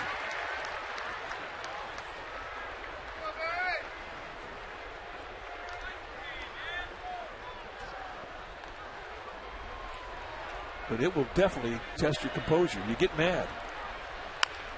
Pulled on the ground, and it's a foul ball.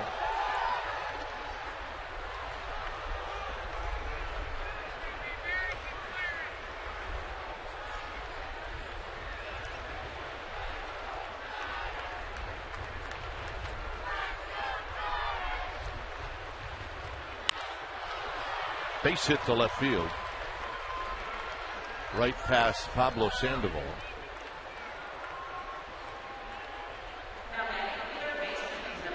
And with 1 out and 1 aboard, here's Melvin Mora.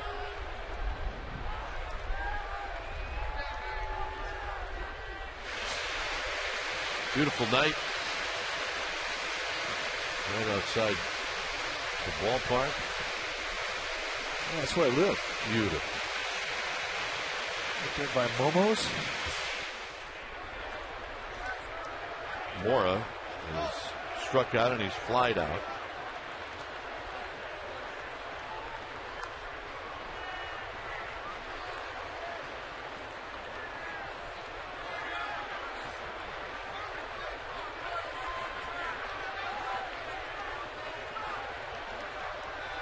Zito checking on Olivo, and Mora takes one low.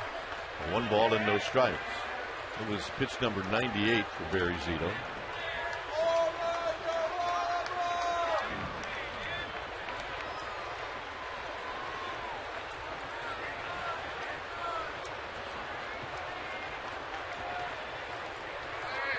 And we saw Olivo try to steal back in the 2nd inning. And if he gets a good jump, he'll try and go again here.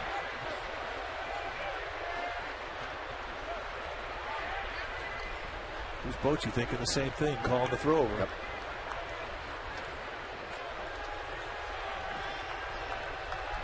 The way Zito has thrown tonight, I mean, I wouldn't be surprised to see Jim Tracy put a hit and run on either.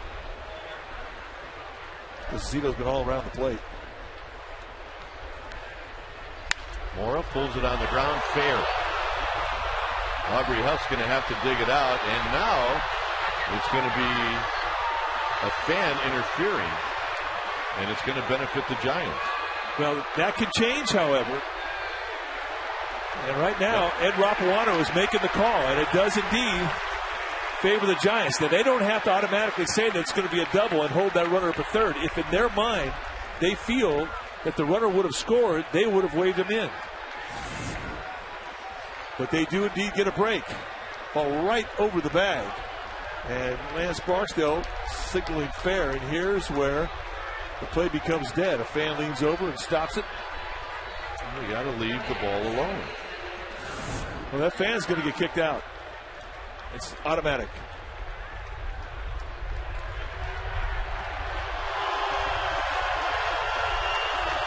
Well, he's getting a cheer here because the run did not score. But the bottom line is don't interfere. Let the ball game be played.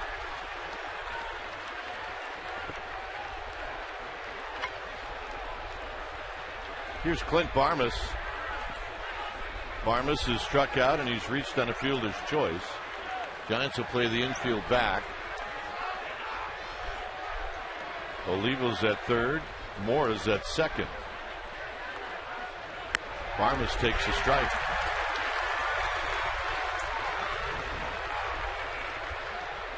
One nothing ball game. However, that lead in jeopardy right now here in the 7th inning.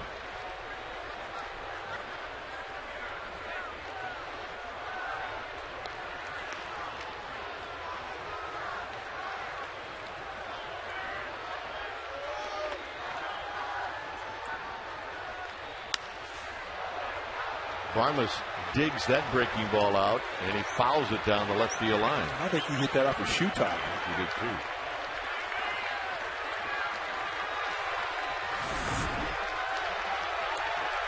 Really goes down and golfs this thing way out in front. I think had no chance but to go foul.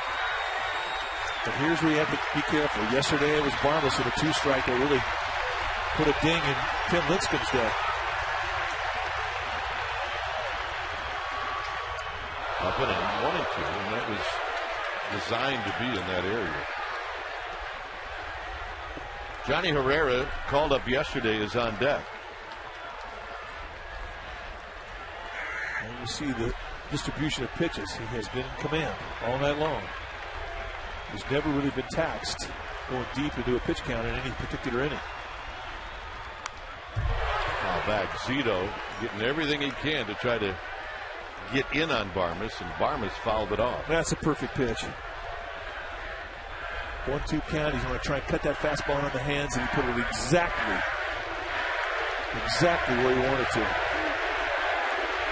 And Channing Berry. It's 1 and 2 to Barmes. 2 and 2. Now he can go above the hands with a fastball. He can bounce a curveball. He can throw a slider at his back foot. He can tail a little changeup on the outside corner.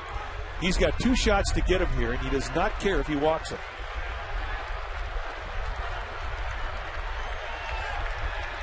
Olivo at third. Barmes is a tough guy to walk. He wants to swing the bat. And on the appeal, no. And it's 3 and 2. Tom Halyard, the first base umpire, waving it off. Let's take a look at it. Did he swing? No, he did not.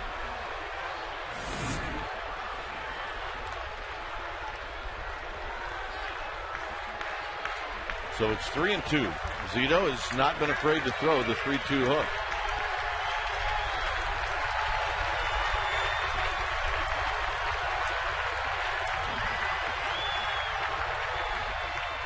Angelina is going to have a word. Talk this one over. What do you want to do?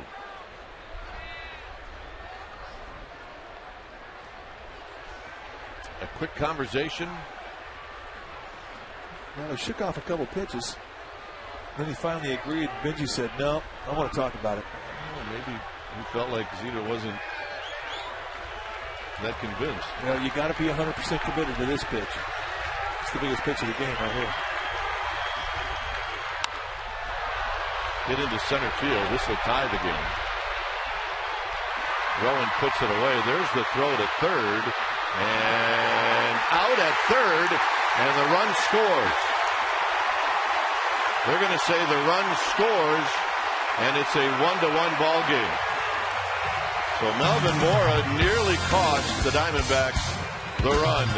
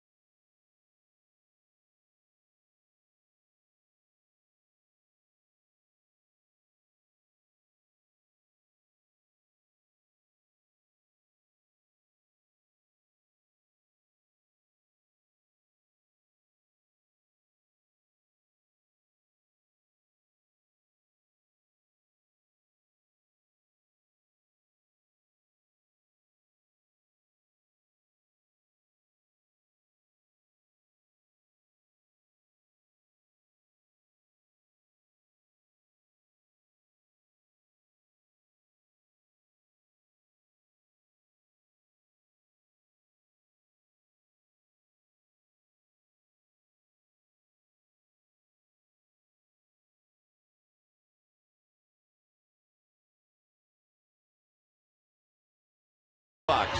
Well, this is about as close. Watch the guy at the bottom. And Olivo just does touch home plate before the tag is applied on Mora. And Mora, as you pointed out, Kai, almost did cost his team the tie. But what an effort from Aaron Roa. This is sensational. This is just pure strength. Throwing a strike to get the out and end the inning. So Zeno gives up the 1 run. Here's Buster Posey. He's bounced out twice. Fouls it back, and it's 0-1. Ooh, he had a rip.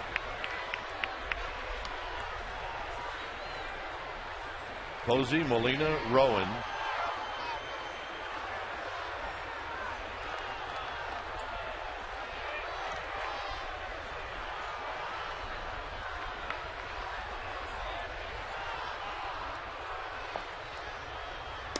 Posey takes low. As he bounced out in the second, bounced out again in the fifth. It was Tulowitzki who made a great play on a ground ball up the middle.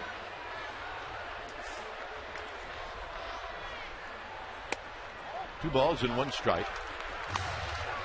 Tell you what, he doesn't go out of the strike zone too often.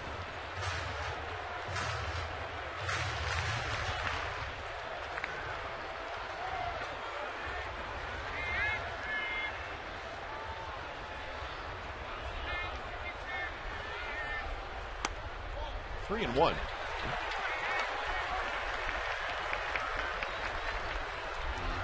Posey wears the number 28. Probably a number you're going to see for quite a while.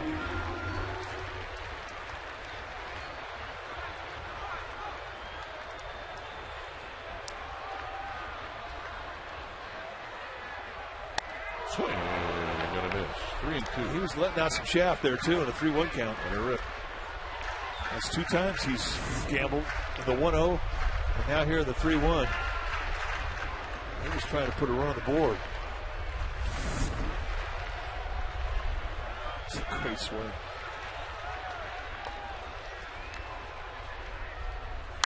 And a shot into right field, a base hit.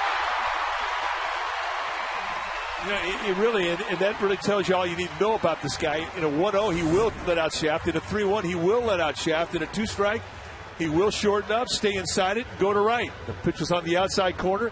He goes with the location.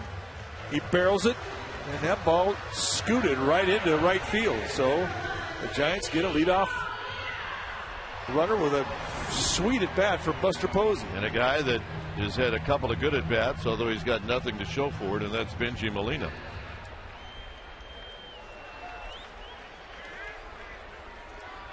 Molina 0 for 2 with Posey at first, nobody out.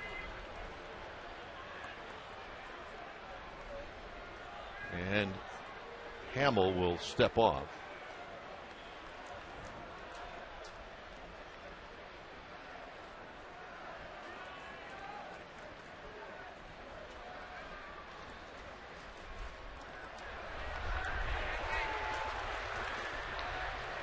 In tight, 1 ball and no strikes.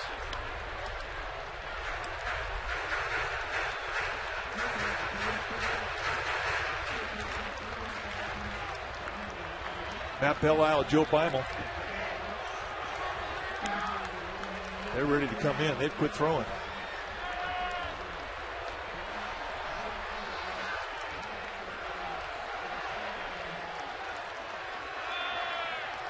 Posey back easily. He doesn't have a very big lead, and he's not going anywhere unless it's a hit and run.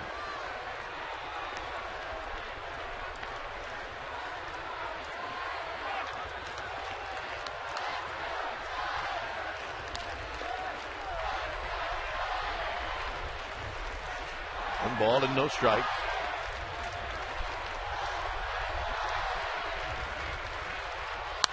Out of play. Well, a reminder to tune into the NBC Bay Area Morning News Team for early news, traffic, and weather updates weekdays starting at 4:30 a.m. Here it is 9:20. A beautiful evening in San Francisco.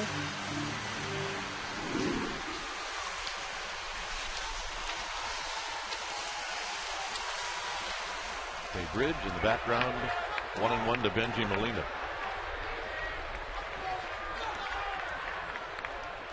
Posey goes. It is a hit and run, and this is chopped. It is Barmas tagging, and Barmas throwing to first, and they get the double play. Try as hard as Bruce Bochy to stay out of the double play. It didn't matter. I'll tell you, we've seen some spectacular play from the middle infield of the Rockies tonight. First it was Tulowitzki here, Clint Barmas, and look at Posey trying to reach second base and get out of the way. Now Barmas knows he's got a little time because there isn't much speed coming down the first baseline. I don't know if he tagged Posey or not. Yeah, I think he might have grazed him. But still, Barmas coming across in an off-balance way, had to throw over the head of the umpire at second, Ron Copa. That is a great play. Here's Rowan. Rowan single in the fifth.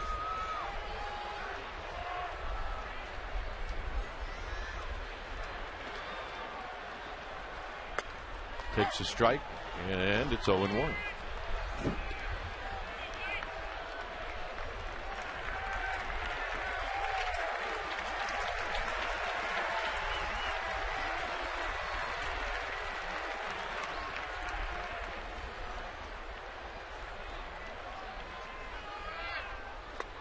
Nothing in two. John Bowker has come out to the on-deck circle. It looks like Barry Zito's night will be over. So the only shot for Zito to get a decision would be if Rowan were to get something going with 2 outs.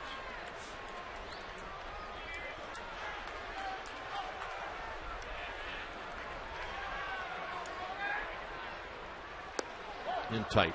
1-2. Campbell was walking off the mound. He thought he had strike 3. All right, did he get him?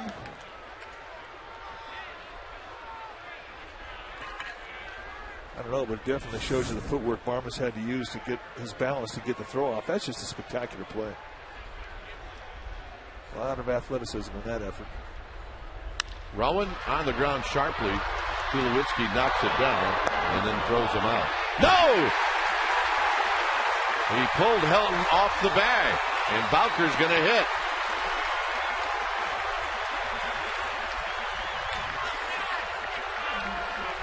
It'll be an error on Tulowitzki. Well, Tulowitzki really knows the strength of his arm, and if he has a bit of a bobble, he can always make up for it with his arm speed. Oh, and I think the Giants may have caught another break here. Looks to me like Helton's in contact with the bag, and then his foot comes off, and that's when Tom Hallion rules that his foot was pulled, but I think it was clearly a situation where they got him out. Jim Tracy's coming out. We're going to have a pitching change. When it's time for a change, think Speedy Oil Change and Tune-Up, your oil change, tune-up, and smog experts.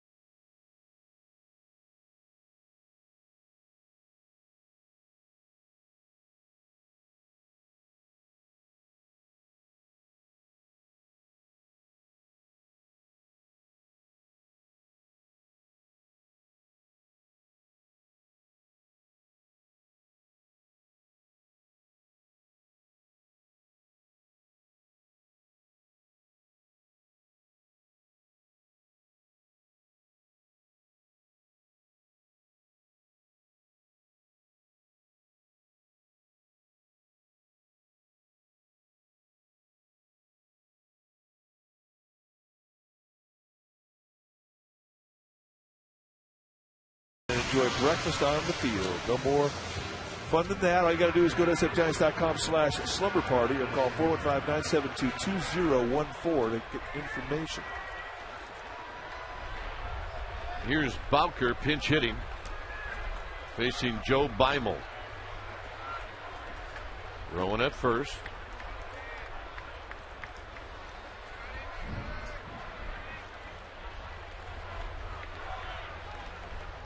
Breaking ball to Bowker, and it's a called strike. Beimel, 24th time he's come in. And he's a loogie, a left-handed one-hitter only guy.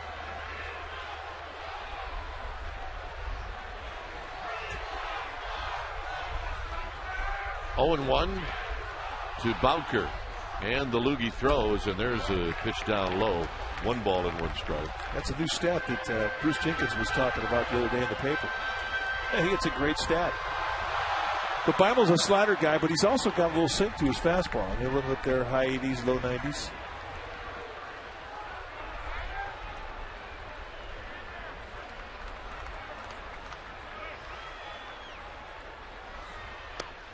Down low, 2 balls and 1 strike. I mean, is it a stat or a name, or is it the same? Left-handed one-out guy. That's his role in the club. He's a loogie. I read that in the paper and I laughed hard. Bruce can make me laugh. Bowker takes a strike. It's 2-2. Bowker looking for a fastball to hit. I think he just took one.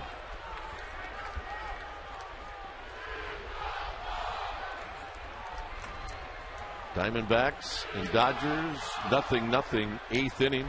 I had a little skirmish on the field earlier. The 2-2 will be a throw to first, and Rowan is back.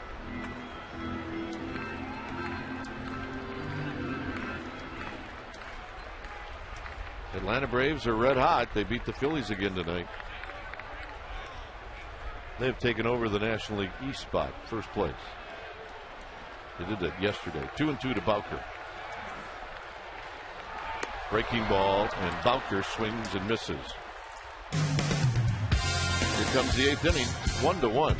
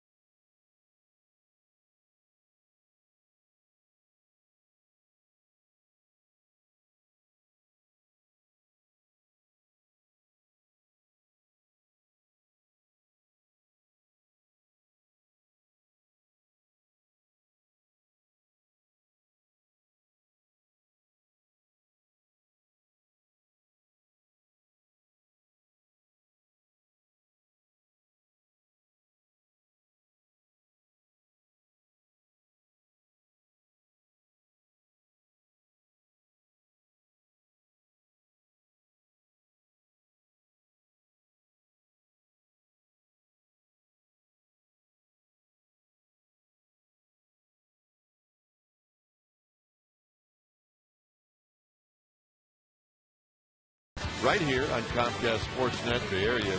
Damon Andrews and Dave Benz, they will be your hosts. And in-depth sports news for the Bay Area fans. Go deep with Sportsnet Central. NBA Finals, Game 1 tonight.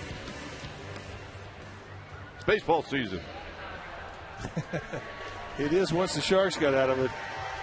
1-1 tie as we go to the top of the 8th inning. Guillermo Mota coming in now in relief of Barry Zito, who was absolutely spectacular tonight. Mota, 20 times he's come in for Bruce Bochy. 8 strikeouts against 1 walk.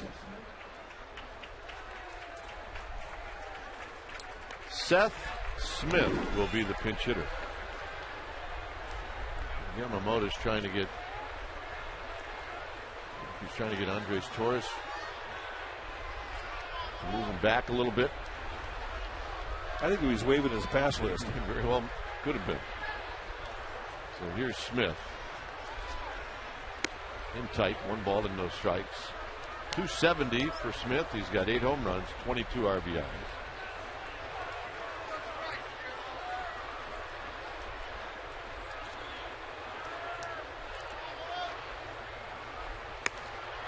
And a strike. 92.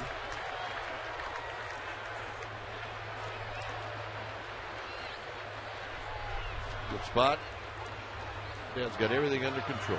1 ball and 1 strike. I remember when I had everything under control. Good pitch.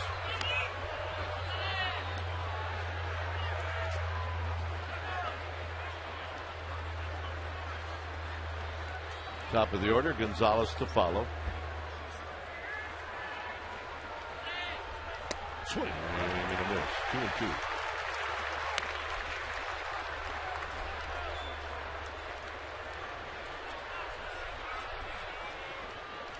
Zito went 7, allowed 4 hits, a run, 3 walks, 8 strikeouts. Oh, he was fantastic. He had a feel for everything tonight. Got him. Boy, another changeup, backed it up. And sends Seth Smith packing, and that's a big bat to send back to the bench. Boy, he had so many great moments last year as a pinch hitter for the Rockies. A lot of home runs coming off the bench. And you send him back packing, you've made good pitches, and indeed that was the case. Great changeup. Dan Runsler starts to throw. Here's Gonzalez. Gonzalez 1 for 3 against Zito.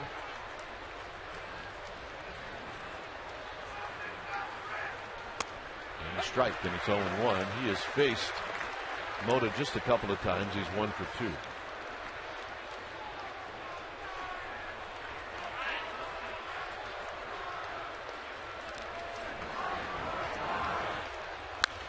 Fouls this one down the left field line.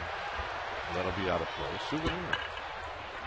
Good change up there off the 94-mile-an-hour fastball. Ball comes back with a circle change. See Matt Belial finishing off his pitches. And I think that's the one thing that Guillermo Mota really illustrates, just how effective you could be with just the 2 pitches. Now, he also has a breaking ball he can throw at you as well, but I don't think hitters really think too much of that because of the fastball changeup combination. Very high.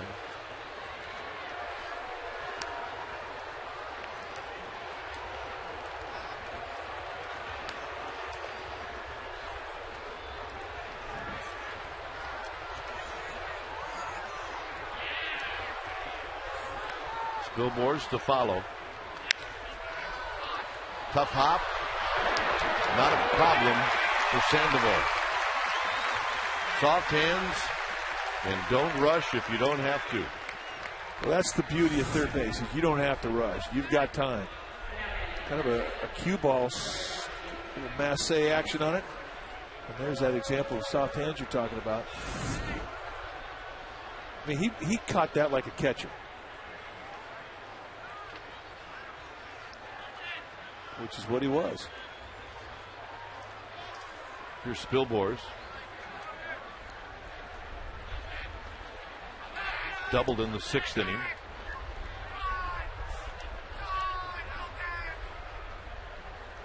Takes a strike, and it's 0-1. Giants in the bottom of this inning will have the top of the order. They'll have Torres, Sanchez, and Sandoval. And those bats will come against Matt Bella. A little low, 1 ball and 1 strike. Spilborghs, just a couple of bats as well against Mota, and he's 1 for 2.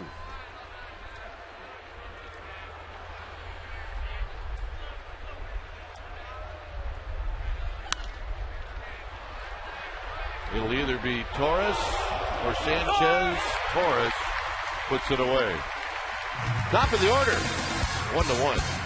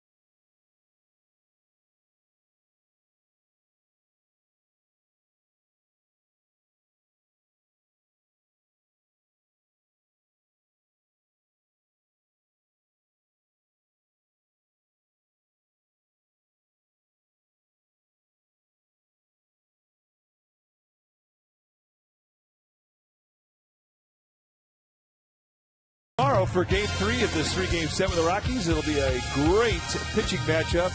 Matt Cain on the hill taking off the lefty Jeff Francis. Giants pregame live at 6:30. You'll see it right here on Comcast Bay Area, available in HD. Right, that'll be Game 9 on the homestand. Matt Belisle to face Andres Torres in a 1-1 ball game.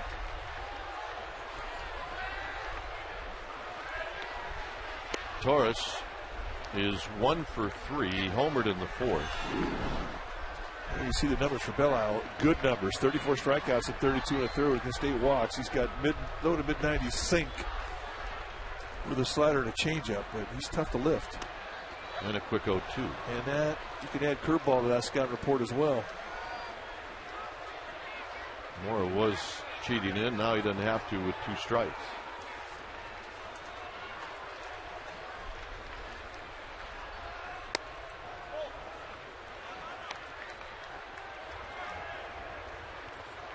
Giants would love to get that leadoff hitter on here in the 8th. They've got Brian Wilson throwing in the bullpen.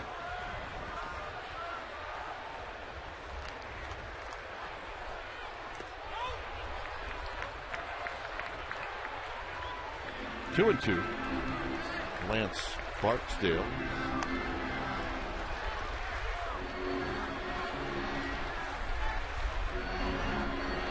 Defense set up pretty much straight away. Gonzalez is straight away. He's playing fairly deep. On the ground to Tulowitzki. Tulowitzki throw was on to first. At the Public House is Scott Reese. Scott? Guys, coming up after the ball game, Giants post-game live. I'll be joined by FP Santangelo and Michael Urban breaking it down. Highlights and analysis. The Public House is the place to be post-game, and we'll see you here, hopefully, talking about a Giants win. Back upstairs. All right, thanks, Scott. Yes, indeed, as Freddie Sanchez steps in. Well, he's right about the Public House. That's a great place. It is. Brand new. Giants fans get there early, get there late, or go there during the game. Food's fantastic, and they also have Mojitas, which is a new Spanish food restaurant attached to the Public House. Lots of TVs, lots of great vibes. Clean menu, best. Matter of fact, if you had a little more time in between innings, I wouldn't mind going down there for a spell. Go down and get a cold one after the game? It could happen. Maybe a couple more years at this job, maybe a cold one during the game. No, we have not yet, partner. Not yet. No, calm it down, partner. Freddie Sanchez is 1 for 3. Bob Apodaca had a word with Belle-Isle. Sanchez takes a strike on the inside corner. Didn't particularly care for it.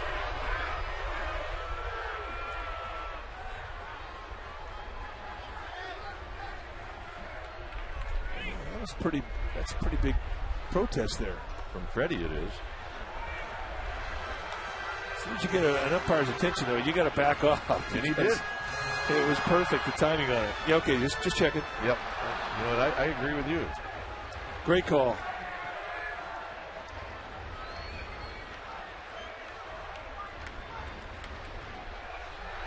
Sanchez fouls it back. It's 1-2.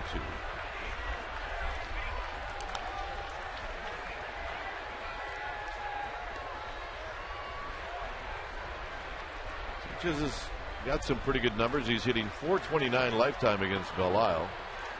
9 for 21, 3 doubles and a triple. Now he'll step out.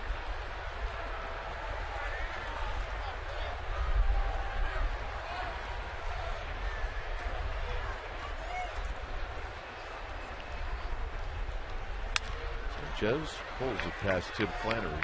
Change it for Belle-Isle, so he's mixed it up. We've seen all his pitches, all 4 of them. Yeah. If Ken Wally, the ball dude, can't get it, it can't be gotten.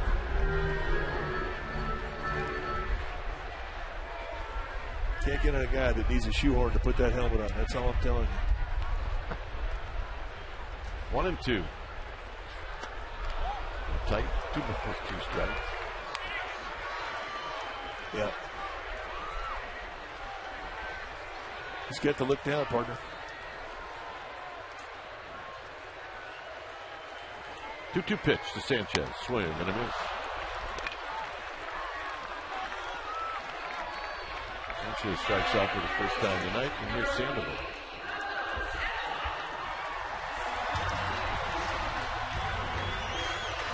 Sandoval 0 for 3.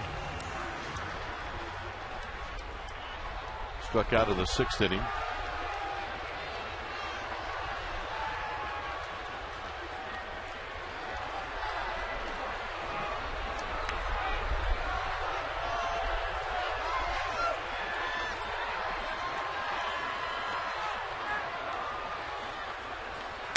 Breaking ball for a strike. Sandoval has faced Belle-Isle 3 times. He's 1 for 3 with a double.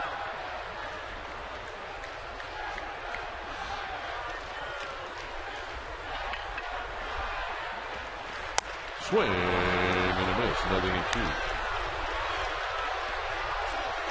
Sandoval's chased the high fastball in the 6th. Well, as long as you're swinging at him, you're going to see more of it.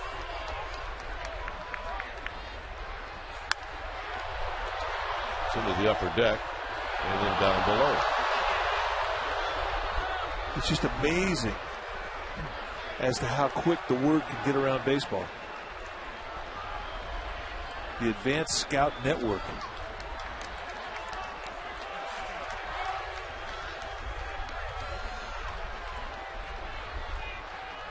And another 0-2 pitch to Sandoval, and he fouls another one straight back.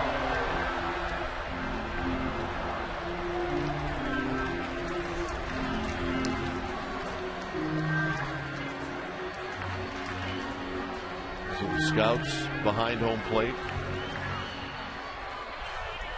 Duly noted. Baseball stenographers. And Sandoval on the pitch in the dirt will go down swinging. And the big fellas are coming up. It'll be Helton, Tulowitzki, and Hop as we head to the 9th.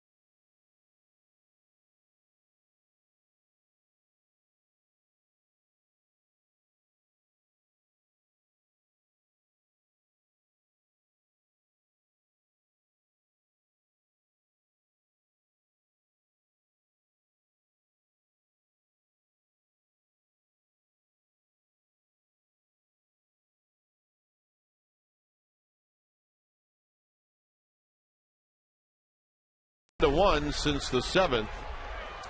Brian Wilson now will pitch the 9th, and he'll go after the 3, 4, and 5 hitters for these Rockies.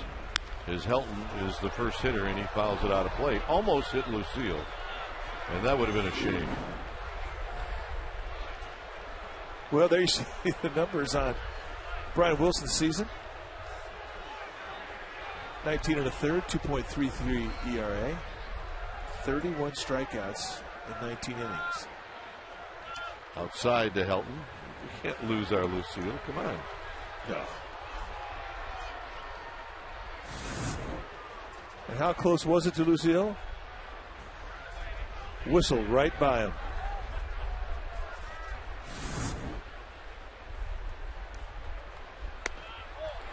Close pitch. Wilson wanted it. 4 for 8 lifetime. Sort of wrapped around that outside corner, just a bit outside. Rapawano said, yeah.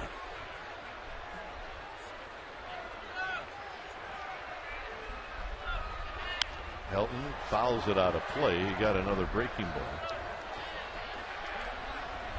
I think you're doing him a favor right now, throwing him breaking balls.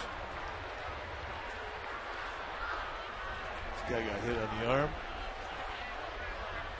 It's already broken. Stay away from that guy. Better off hitting Lucille. 2-2. Hit into left center field and hit very well. Huff on the move, and it's going to be off the wall. And Helton has got a double. Boy, how many times have we seen Todd Helton do this over the years? Go the opposite way. You know, you said he has over 2,100 hits in his lifetime. I'd like to know how many of them went to the left side of second base. I'll bet you more than half. Pitch is up.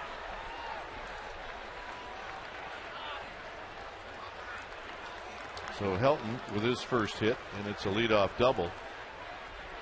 Tulowitzki's going to be the hitter, and that's Johnny Herrera, the pinch runner.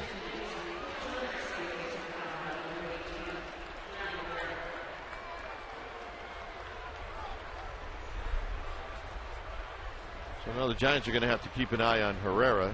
Tulowitzki is 0 for 3. 3 for 10 in his career against Wilson.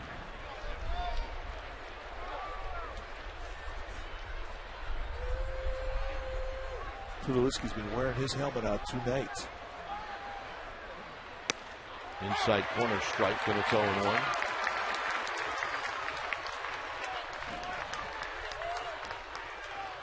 Good speed at second with Herrera.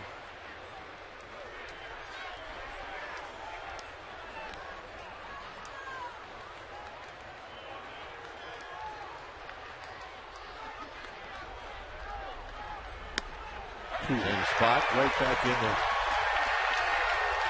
I mean, you throw 2 fastballs right through the strike zone with Tulowitzki up there, and he doesn't get off a swing. You've made 2 great location pitches.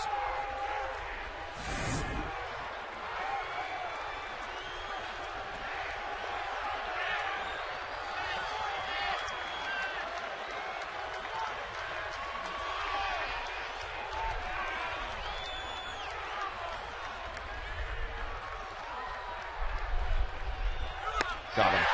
3 pitches, 3 fastballs.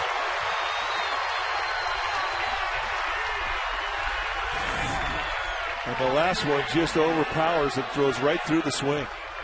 And you don't see that very often. And that is a non-productive out on top of everything. A big out. Here's Brad Hopp. Hopp will be walked intentionally.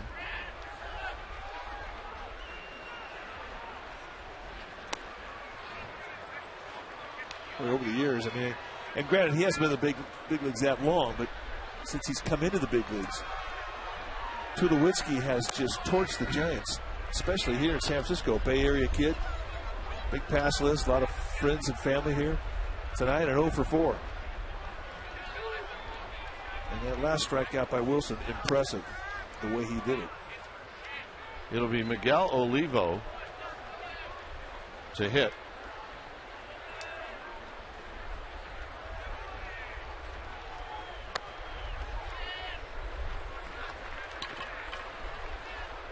With Hop moving on down to first.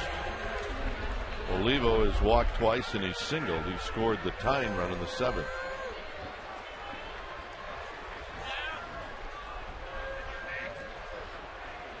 Olivo has never faced Wilson before. Herrera at second. At first is Brad Hop.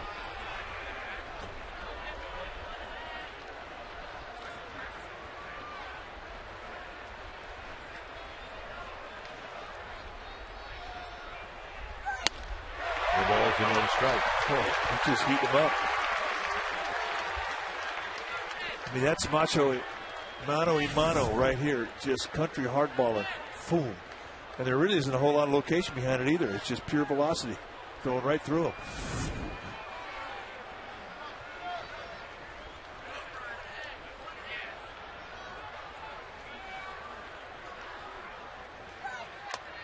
Nothing in 2. And again. Sanchez doing his duty, trying to keep Herrera close. Got him chasing out of the strike zone. At 96, you do have to commit and start early. But 2 times Olivo's had his jump shot blocked by Brian Wilson.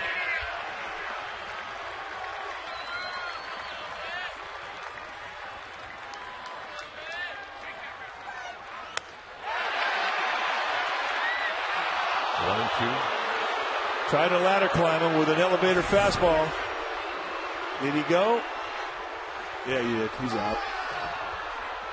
So Olivo loses another pitch. Just, it's my theory. Umpires won't call catchers out on check swings. It's just, I'm just throwing it out there. 1 and 2.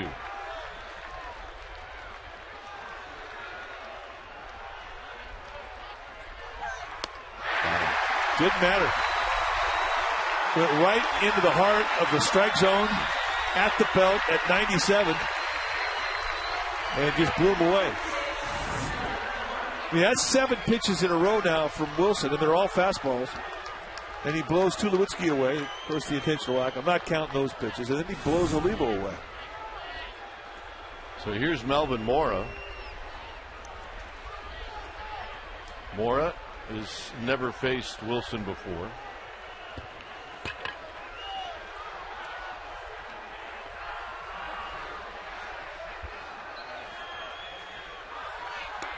And first breaking ball in a while, and it's 1 ball and no strikes. Doubled over the third base bag in the 7th.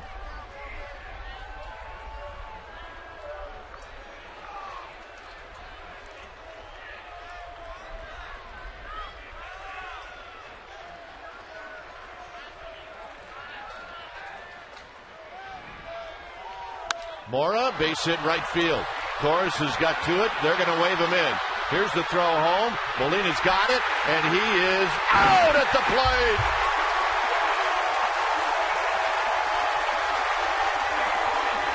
Andres Torres with a beautiful throw. Molina with a beautiful tag. Here it is. Giants baseball. Torture.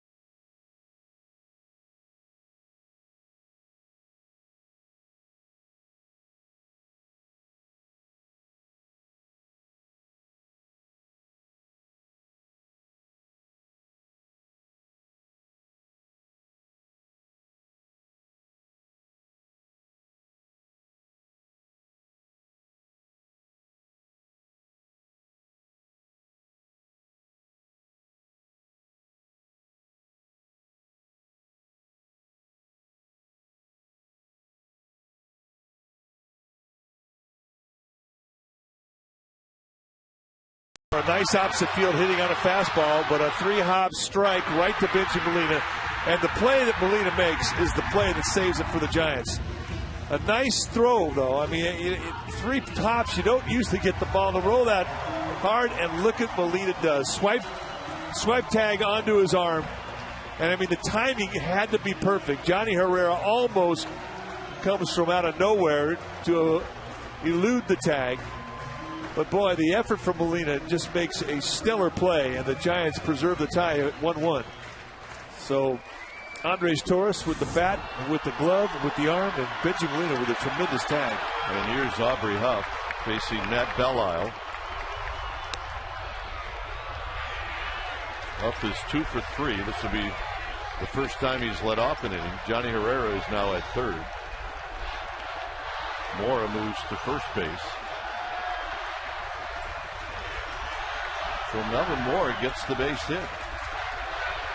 Oh, that was a nice at bat going the opposite way on that fastball. Oh, goodness. Strike to Aubrey Huff.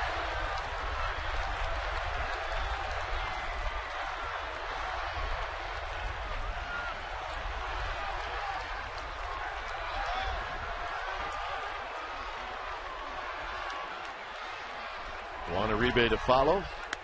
And another strike, and it's 1-2. Meanwhile, Belisle's painting. Indeed he is.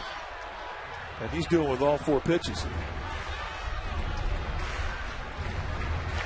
You don't often see late inning relievers come in there and have 4 things they can do with the ball, all of them good. Up stays alive. Ugly finder.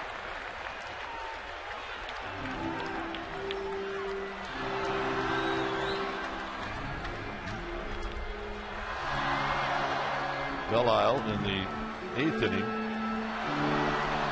got a ground ball and 2 strikeouts.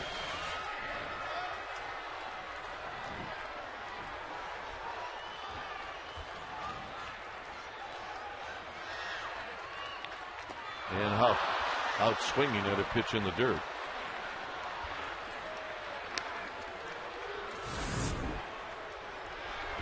Look out, Brian Wilson. He sees that it's a base hit. He's got to back up.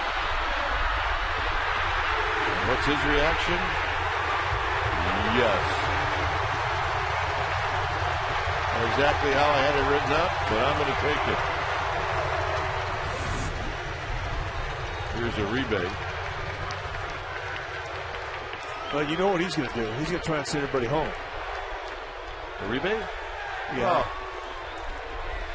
Yes, he is.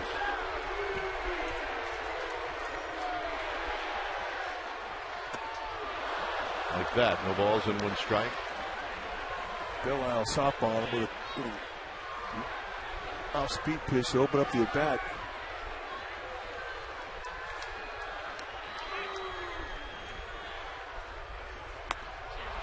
Oh, 2.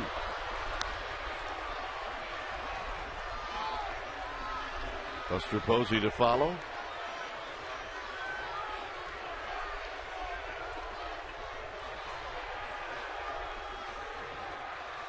And Uribe takes a close pitch, 1-2. That's a good pitch. I mean, that's a curveball. I hadn't seen that one in the at-bat. It freezes them on the inside corner.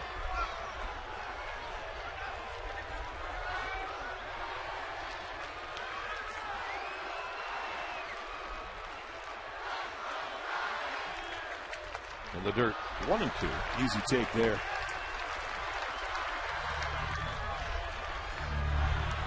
That's Buster Posey in the on-deck circle.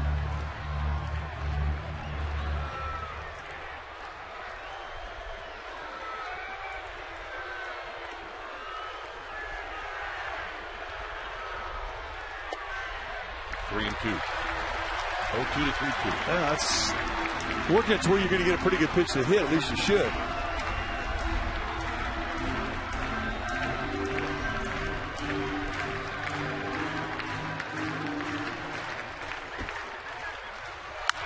Up the middle. Barmas on the backhand. Barmas in the dirt, and Mora hangs in there to make the play. 2 outs. That was not an easy play for Melvin Mora, and he just came over to first base this inning. Buster Posey.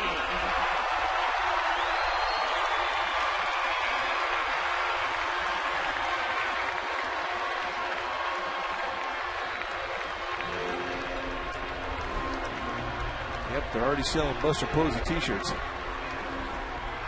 Buster Posey singled in the 7th.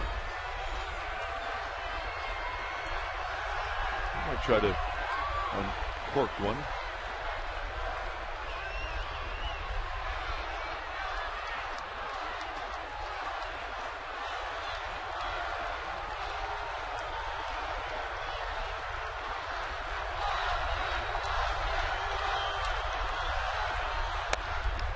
Good pitch, no balls in 1 strike. Oh, that's a great pitch. I mean, that's knee-high pain.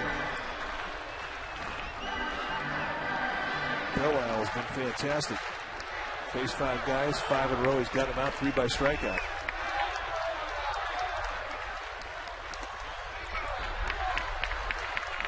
And they keep trying to tease Posey on breaking balls below the zone, and he's not biting.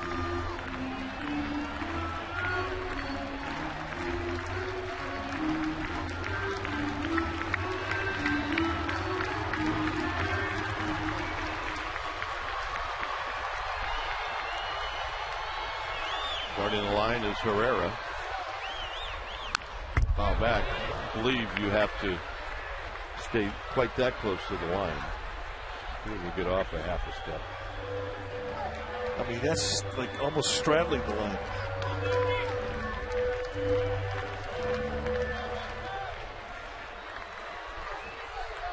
Guarding both lines.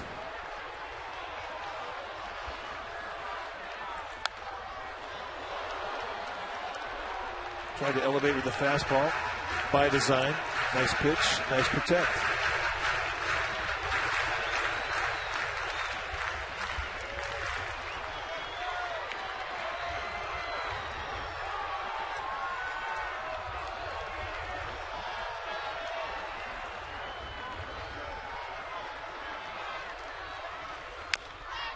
And Posey fires another pitch out. Yeah, Belle really out there putting some paint on the strike zone.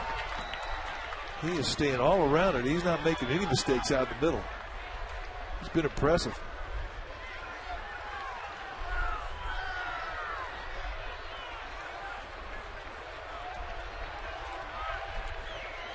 This little kid's got game. 1-2 to Posey.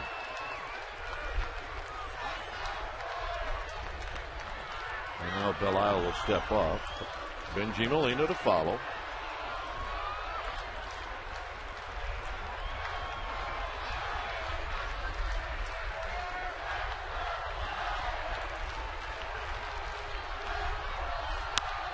And Posey way out in front, pops this one to shallow left field. And that'll end the inning. We'll head to the 10th inning. It's extra innings time. It's 1-1.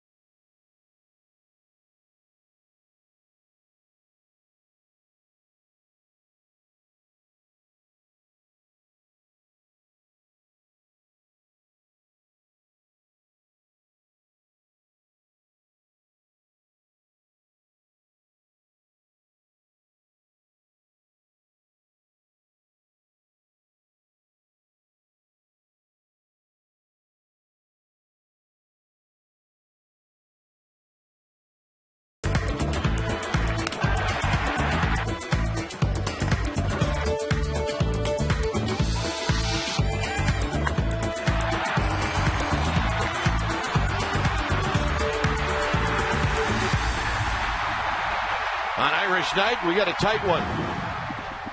It's a 1-1 game as we head to the 10th inning, where Brian Wilson goes back out. He threw 18 pitches in the 9th. And here's Clint Barmas.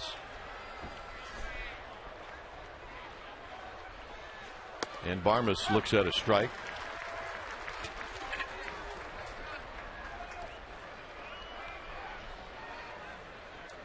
Jason Giambi is on deck. Barmas lines a single into center field on a breaking ball. It's his first hit. And Wilson right back in the stretch.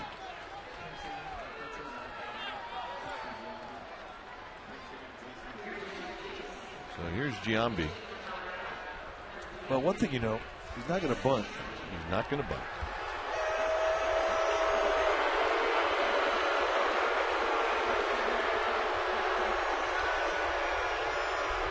Giambi has faced Wilson one other time. He's 0 for 1. And he's got a terrific eye, so Wilson's going to have to throw strikes. 1 ball and no strikes. He will make you come in that strike zone. Fancier booing Giambi. I'm just kind of surprised by that.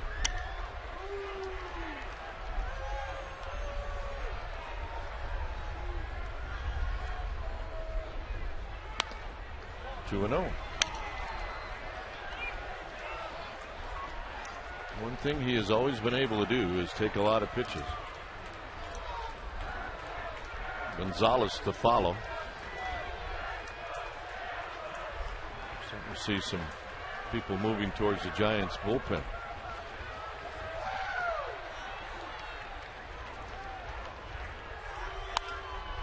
Giambi swings at the 2-0 pitch and he fouls it down the left field line.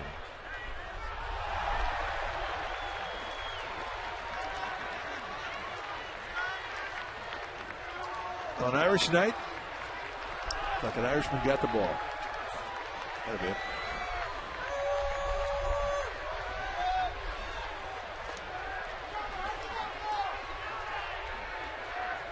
Giambi still lots of power.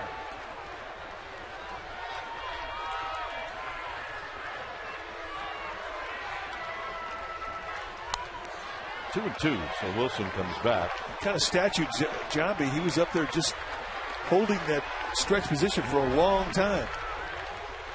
And I was kind of surprised that Giambi didn't back out, call time.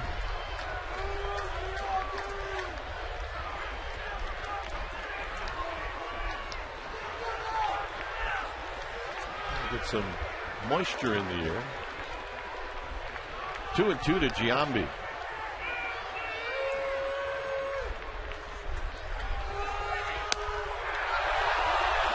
Tried to backdoor over the slider. It kind of was like a backdoor or a backup slider. Didn't do a whole lot. Cement mixer. Well, Jim Tracy has got to decide if he's going to send Clint Barmas. It's 3 and 2. I believe he will.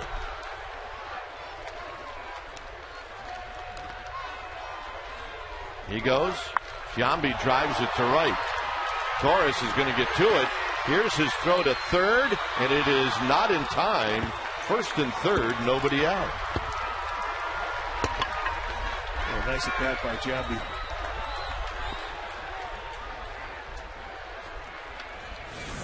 So Giambi comes through with the single.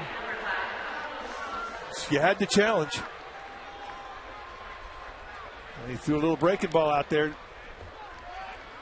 And at that location, Giambi is going to protect. So the Rockies, all of a sudden, with the first and third nobody out, are in the driver's seat. Here's Carlos Gonzalez. Gonzalez 1 for 4.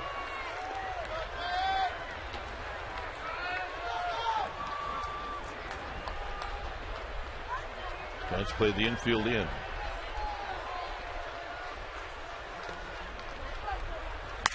On the ground, Sandoval spins, throws, and they got him. And they're going to call the out. As Posey was taking the ball out of his glove. Boy, that was a funky play. That ball looked like it was ticketed to left field. Just a jam shot.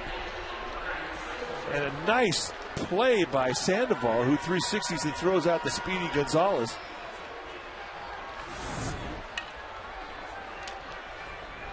Did I say Speedy Gonzalez?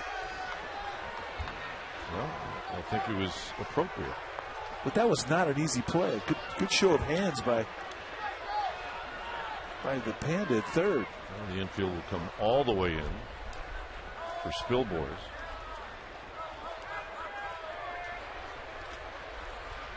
This ballpark has gotten quiet. Foul back to Spilborghs with a mighty rip. As Wilson still throwing very hard. Well, it was a sac fly that tied this ball game for the Rockies in the 7th inning.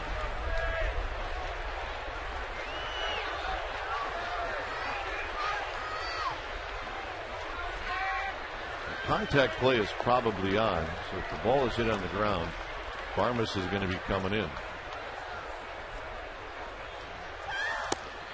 0-2.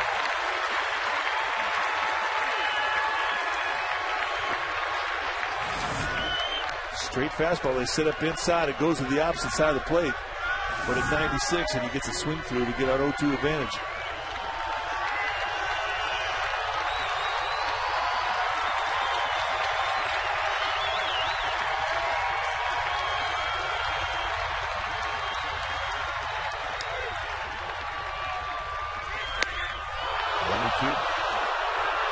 Just miss inside at the knees at 97.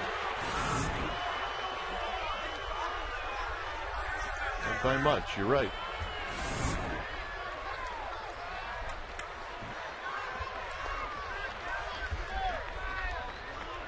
One and two to Spilborghs.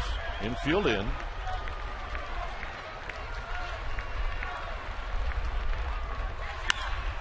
Sandoval's coming home. And Molina is going to tag out the sliding Barmas.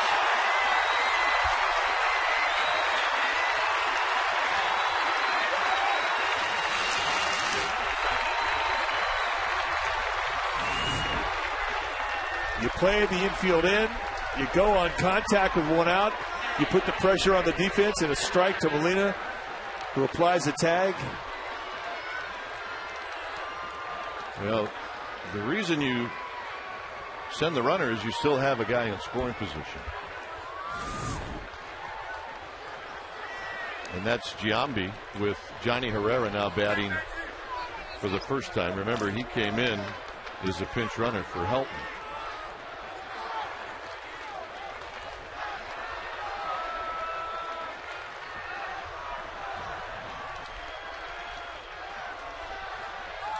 Herrera takes wide. Just called up yesterday in Colorado Springs. You see his numbers.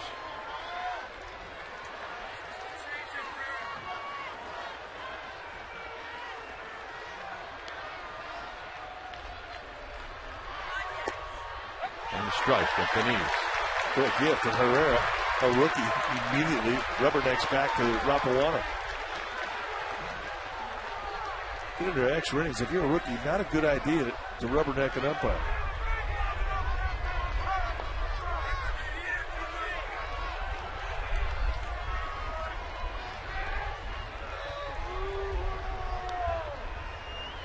One ball, one strike to Herrera. Pops it up. Sandoval, foul territory. And the Giants are going to get out of it. An opportunity for the Diamondbacks. Runner at third, nobody out. Giants are coming up.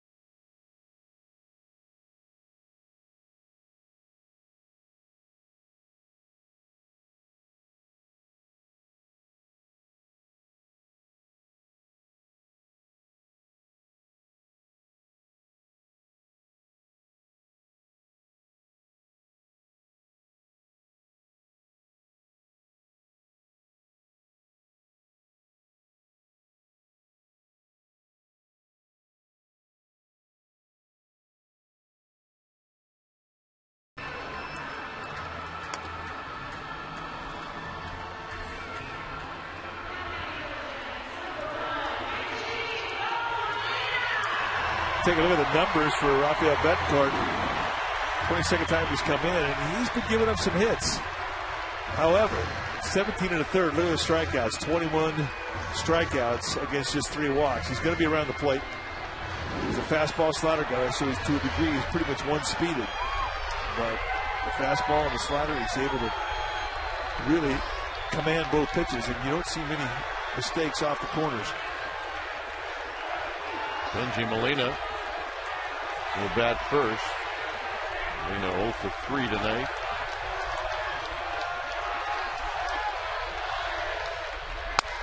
Puts a fastball on the inside corner.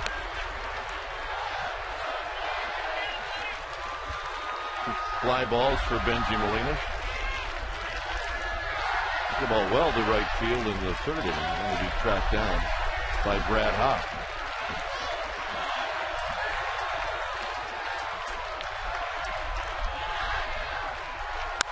Out of play and a quick 0-2. Oh, when you're slumping, how quick is an 0-2? Well, it happens all the time. You're right. It's almost like you leave the on-deck circle, you drop the bat donut off your bat, and you got an 0-2 on you. Automatic.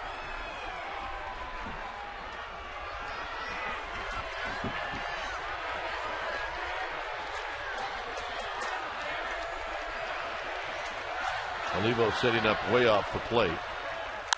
And Molina skies this one into shallow center field. Gonzalez should get there. He does. 1 out. And here's Aaron Rowan. Rowan against Betancourt. He's faced him 8 times. He's got a couple of hits. One of those hits a double.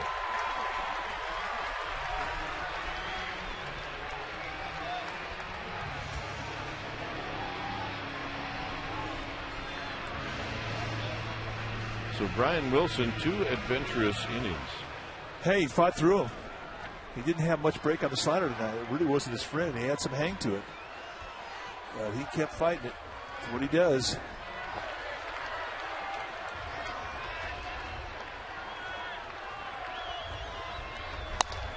Rowan has reached on an error. He's single and he struck out.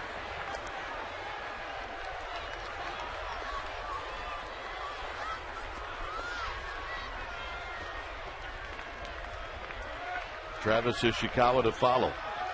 Rockies want this game to go to the 11th. Giants want to go home.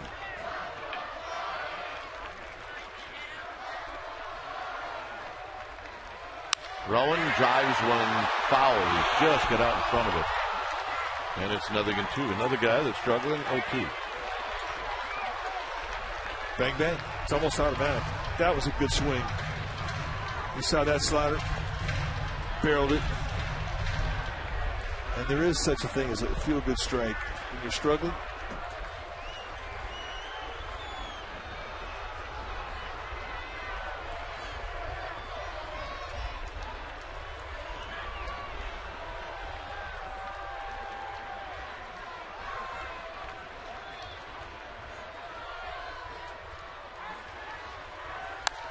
Rowan gets one in on his fist. Just about the time you think you're going to see that 0-2 slider low and away. Wham! Right back inside. Yeah, that was a knuckle job right there. He really got that fastball in deep.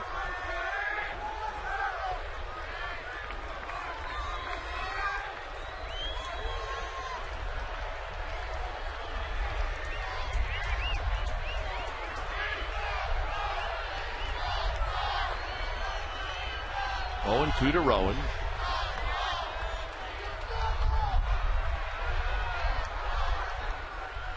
Low. 1-2.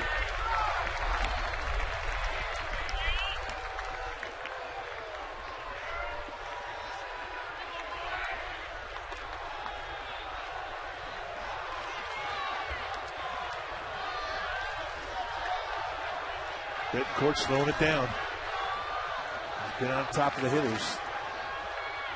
0-2 on Molina here. 1-2 with Rowan.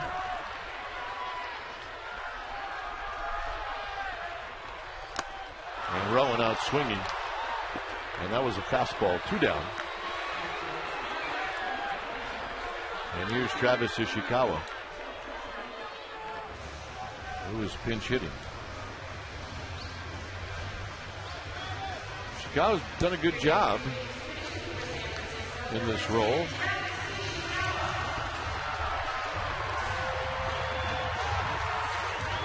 Chicago overall hitting .261, but he's 5 for 9 as a pinch hitter. Oh, he's got the perfect temperament to do the job.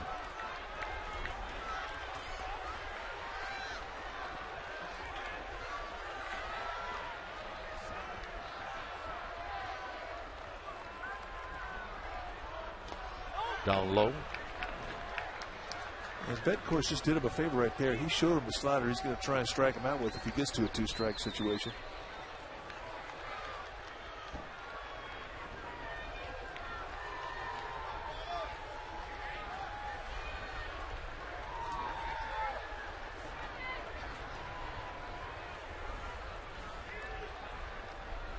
Bettencourt and the 1-0 pitch to Travis Ishikawa.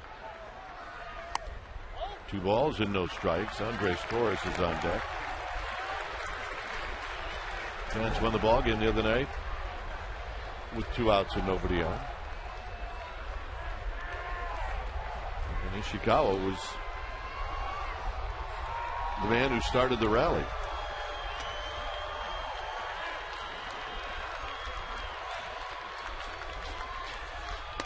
There's a strike. 2 balls and 1 strike. I think he was up there with the idea he was going to go up and take a strike.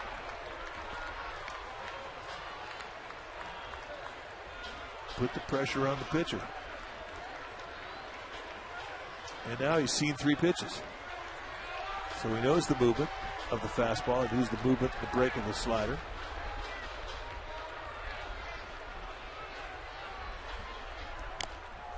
This is fouled off of Olivo. 2-2.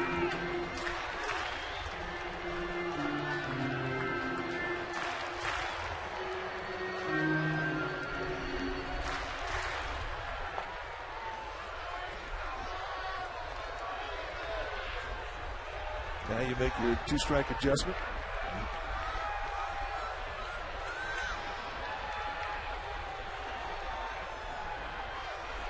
Battle. And he strikes out on a high fastball, and that'll end the inning. On to the 11th. It's a 1-1 ball game.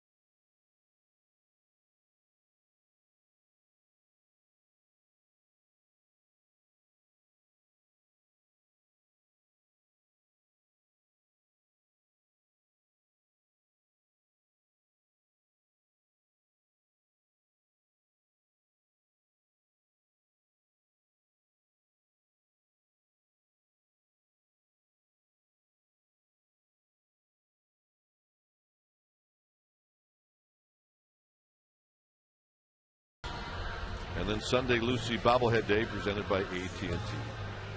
Always go to sfgiants.com.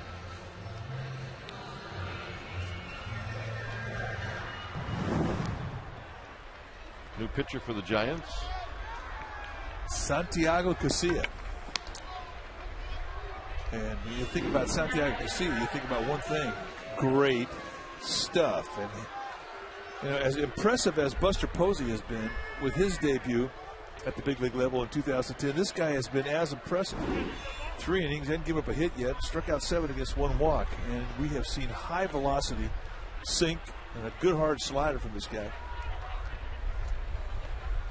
And it's the kind of stuff that has the hitters talking about him. And when that happens, you know you got good stuff.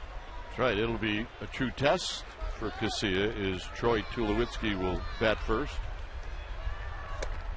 And the first pitch is down low. Tulowitzki, Hop, and Olivo.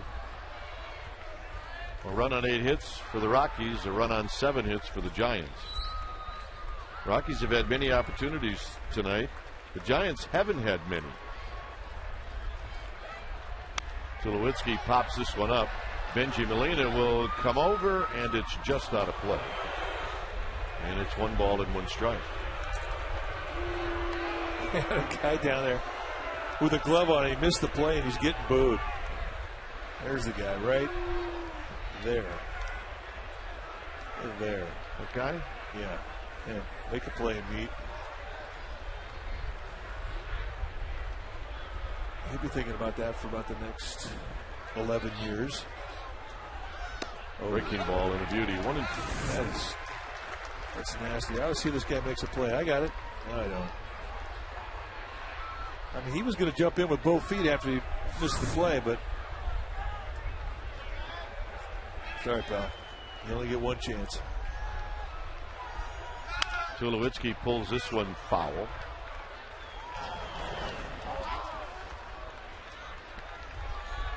Yep. There's our man. Ken Walling, the old left-hander.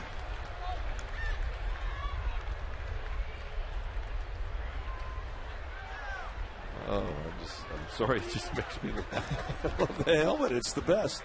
Best helmet in the league. Born to be a double ear flapper. Tulowitzki drives one to right. Torres is right there, and he makes the catch. It's not one of those nights for Troy Tulowitzki. He didn't have many 0 for 5s.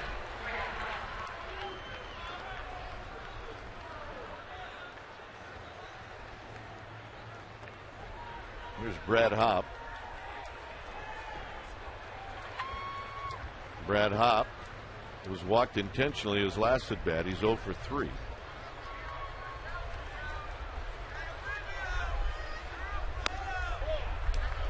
One ball and no strikes, and a first pitch breaking ball. He will guess fastball, and he will get started early, and he will try to put his team on top right here. Just like that. 1 ball and 1 strike. You got to keep the ball up to Brad Hopp. He's got that loop. Yeah, he's got a classic left-hander swing. Good low ball hitter, you bet.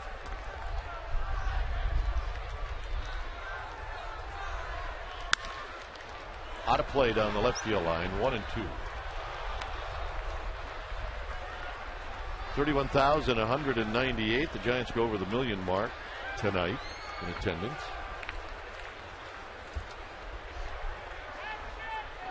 Yeah, they do that in 29 home games.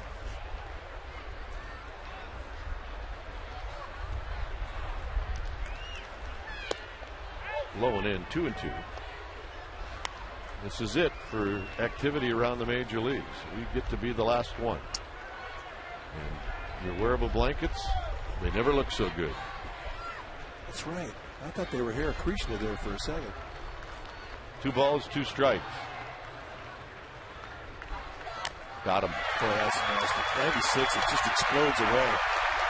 Late movement, and against the guy you don't really know, you're kind of at a disadvantage anyway. But when you get this type of electric movement, that's a rough at bat.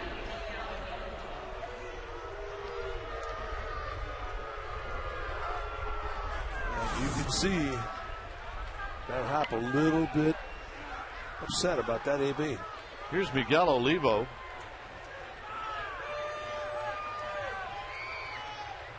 Olivo walked a couple of times. He singled and he struck out.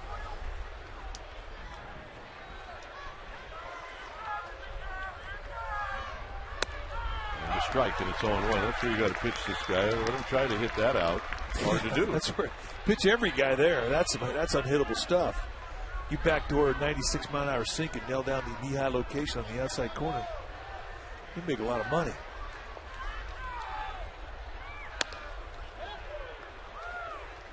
.97 from Casilla. Not a big guy. I mean, he's strong, but he's not very tall. No, he's like outside linebacker strong.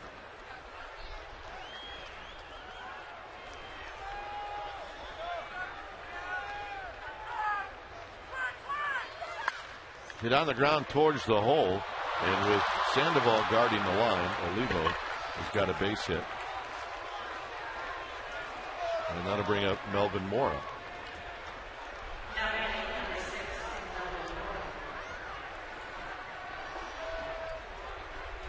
Two-out base hit. Mora has a couple of hits tonight. He's 2 for 4.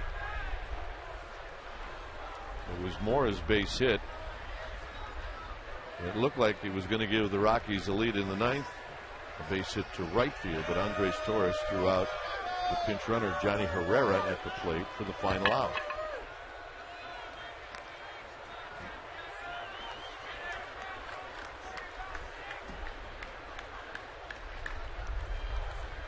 You know, it's not likely that a guy who's been in a squad for 10 innings is going to steal, although he did try back in the 2nd inning. That throw over called by the bench just to let Olivo know that they're thinking about him. Outside, 1 ball and no strike.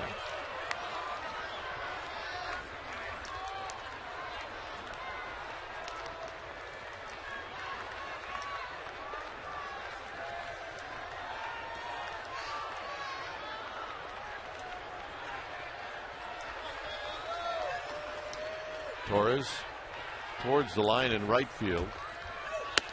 Outside again, 2-0. There you see the alignment. Doubles defense. They're playing them back deep. Kind of a normal positioning. At AT&T Park, you usually see the right fielder more towards Triples Alley. This is very normal.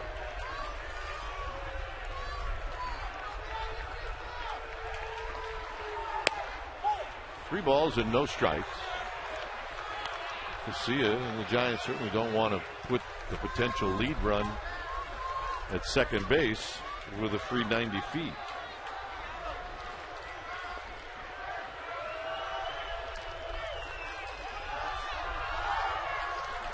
Well, for that not to happen, this has to be a strike.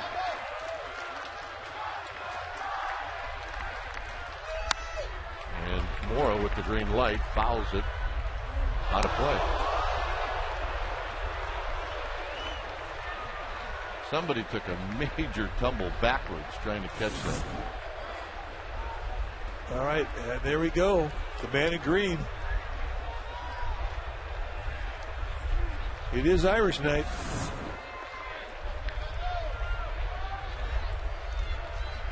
Three balls and 1 strike. Foul, 3-2. Now, Olivo will be on the move. Giants trying to get this to the bottom of the 11th in a tie game where they've got the top of the order. But right now, Melvin Mora is in a battle with Santiago Casilla. 3 balls and 2 strikes. Olivo will take off.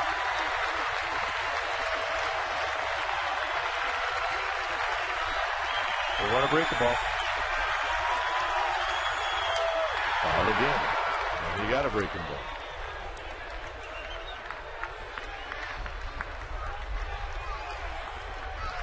New baseball for Casilla.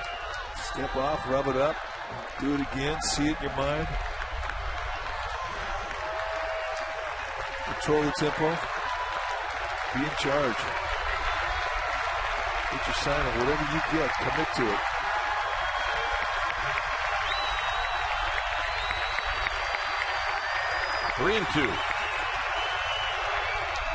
And he walked him. He tried to add there. He 98'd him, but he just missed high. So that puts the go-ahead run in scoring position, and immediately Dave Righetti out of the Giants dugout to come and talk to young Santiago Casilla. Now, of all the Rockies tonight, the guy who's had some really good at-bats is coming to the batter's box, Clint Barmas.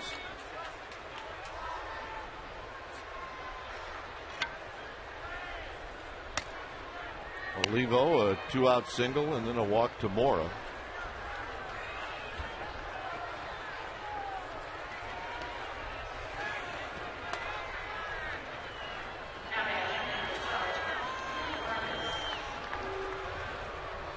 Barmas has faced Casilla one time in his career. He's 0 for 1.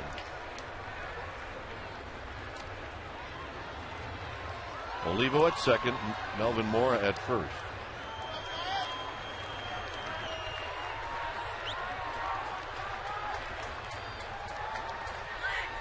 Barmas takes a strike.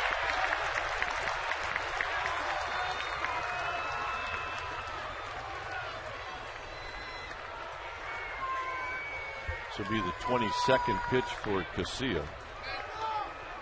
Got Tulowitzki on a line drive, and he struck out Brad Hopp. Left field line, fair ball, right on the line. Olivo's going to score. They're going to hold Mora. And here in the 11th inning, Clint Barmas comes through with a base hit. Well, Barmas has been the guy who's had good at-bats all night long, and he gets another fastball after a first pitch strike. And an 0-1 count barrels it. It's just a matter, is it fair or is it foul? Lance Barksdale on the call. Right on the chalk line. Indeed, it was fair. So the Rockies break the tie here in the 11th. Ian Stewart is going to hit.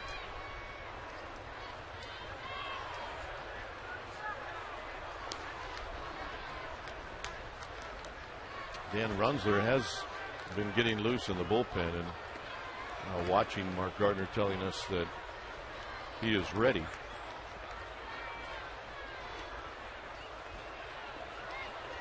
And here comes Bruce Bochy.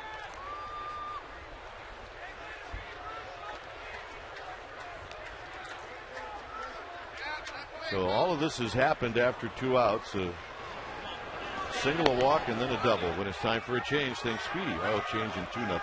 Your oil change tune-up and smog experts.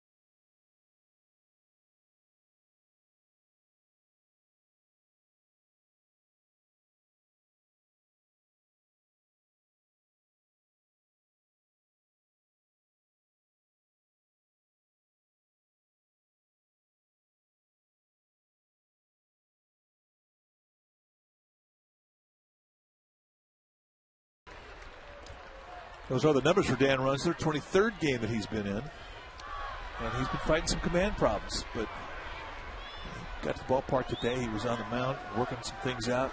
Not throwing aside, but just going through his motion. Trying to get his balance, get a feel of it. First pitch to Stewart is wide. 1 for 2 yesterday in the ball game.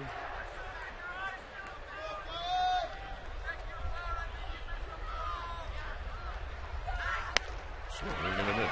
1 ball and 1 strike. Stewart hitting .280 overall, 6 home runs, 27 driven in.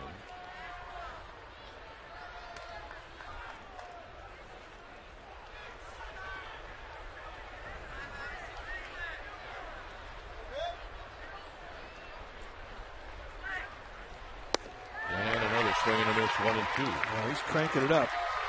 2 good fastballs from Runsler, and he gets a 1-2 advantage. Gets him a chase below the zone.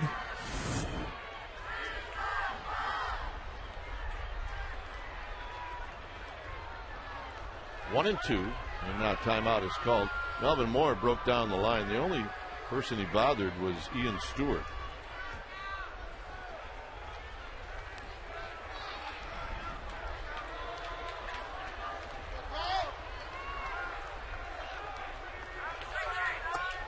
Down low.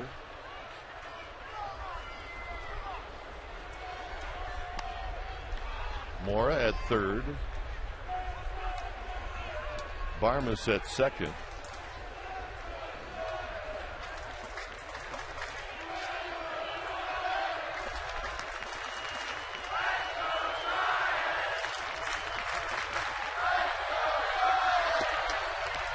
And Molina again. Digs it out, 3 and 2. Benji Molina going to come out and talk to Runsler. He's just basically going to say, look, you're overthrowing. You don't have to do that. You don't have to try and add on. You got a good fastball. Just stay within yourself. Make a good location pitch. Guys trying to hump up and put a little extra on. They find that front shoulder. They drag the arm. They lose command of the strike zone. And in this situation, you can't do that.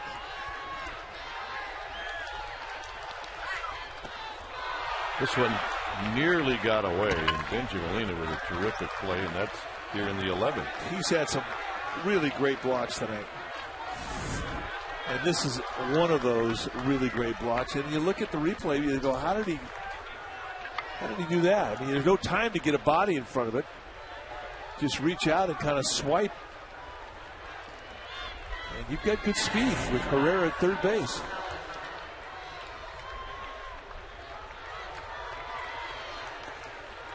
Or more, I believe, beg your pardon, at third base. Here's Gonzalez.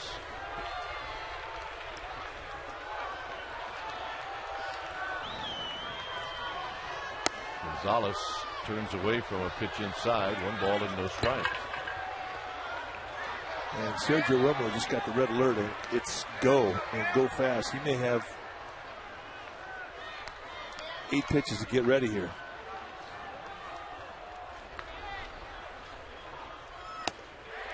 Ball and 1 strike. Ranger threw that at 93. Giants need to keep it at 1. The deficit, they've got Torres, Sanchez, and Sandoval coming up in the bottom of this inning.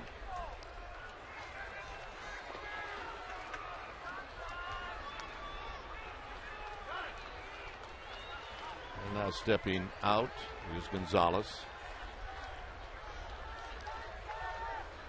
Mora, Barmas, Stewart. Your runners from third to first. Big bouncing ball to Sandoval. And that'll retire the side. Giants need 1 to tie and 2 to go home. 2-1 Rockies.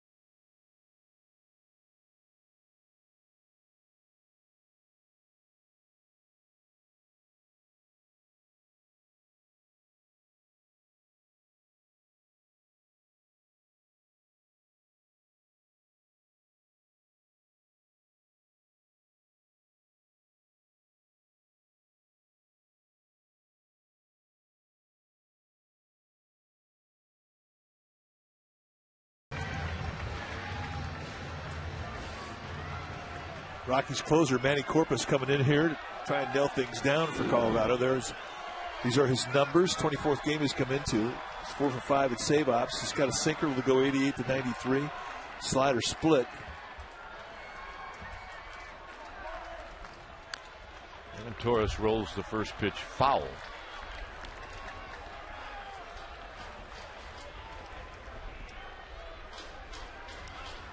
Torres has never faced Corpus before, at least not at the major league level.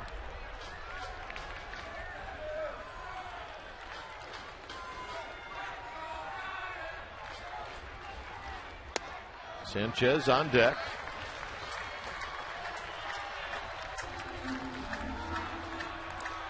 Giants have the perfect spot in their lineup to try to tie this game, to try to send everybody home.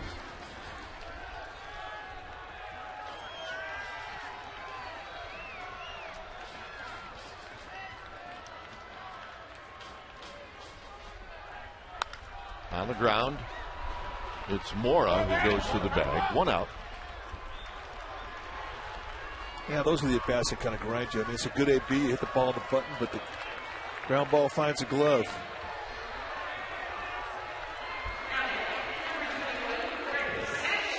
Here's Freddie Sanchez.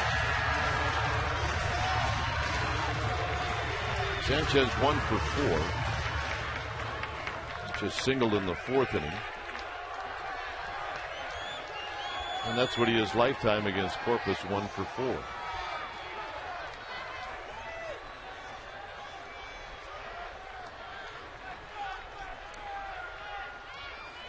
First pitch low, 1 ball and no strike. But you could see down around the knees, I mean, how much sink Corpus has on that ball. It's a heavy sinker.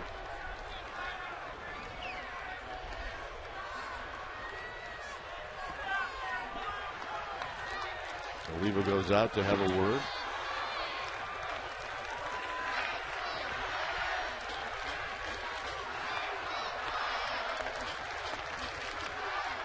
Giants with 7 hits in this game. They haven't done much against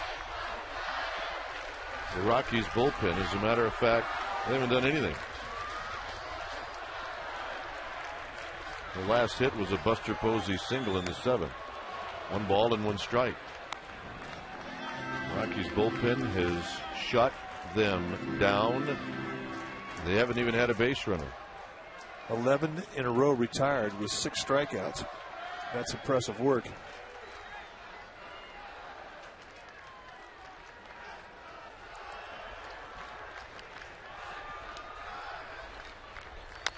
Sanchez dribbles this one foul. And it's 1-2.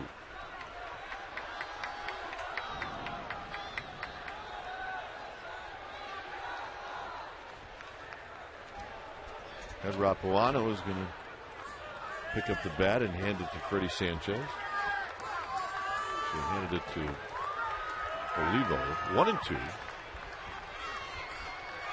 So the fight goes on now for Freddie Sanchez.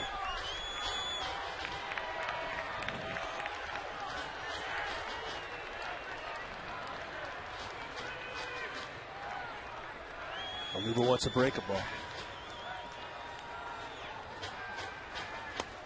Just takes it 2-2. The thing about Corpus is he's throwing well. Everything falls down below the zone. The slider, the split, the sinker.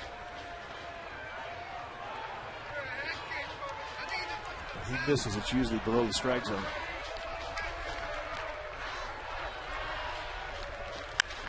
On the ground, Tulowitzki cannot hang on to it, and Sanchez is aboard. Yeah, that's at bat of perseverance. And he is going to be rewarded with a base hit. It's a great at bat. Well, it gives Giants some life. Catches just a little bit too much strike zone, and he gets out there and hooks it. And a 1-hop top spin seed.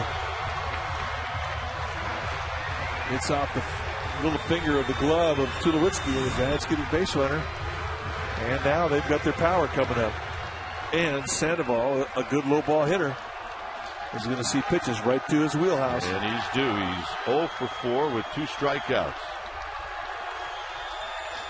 Rockies immediately into doubles defense in the outfield.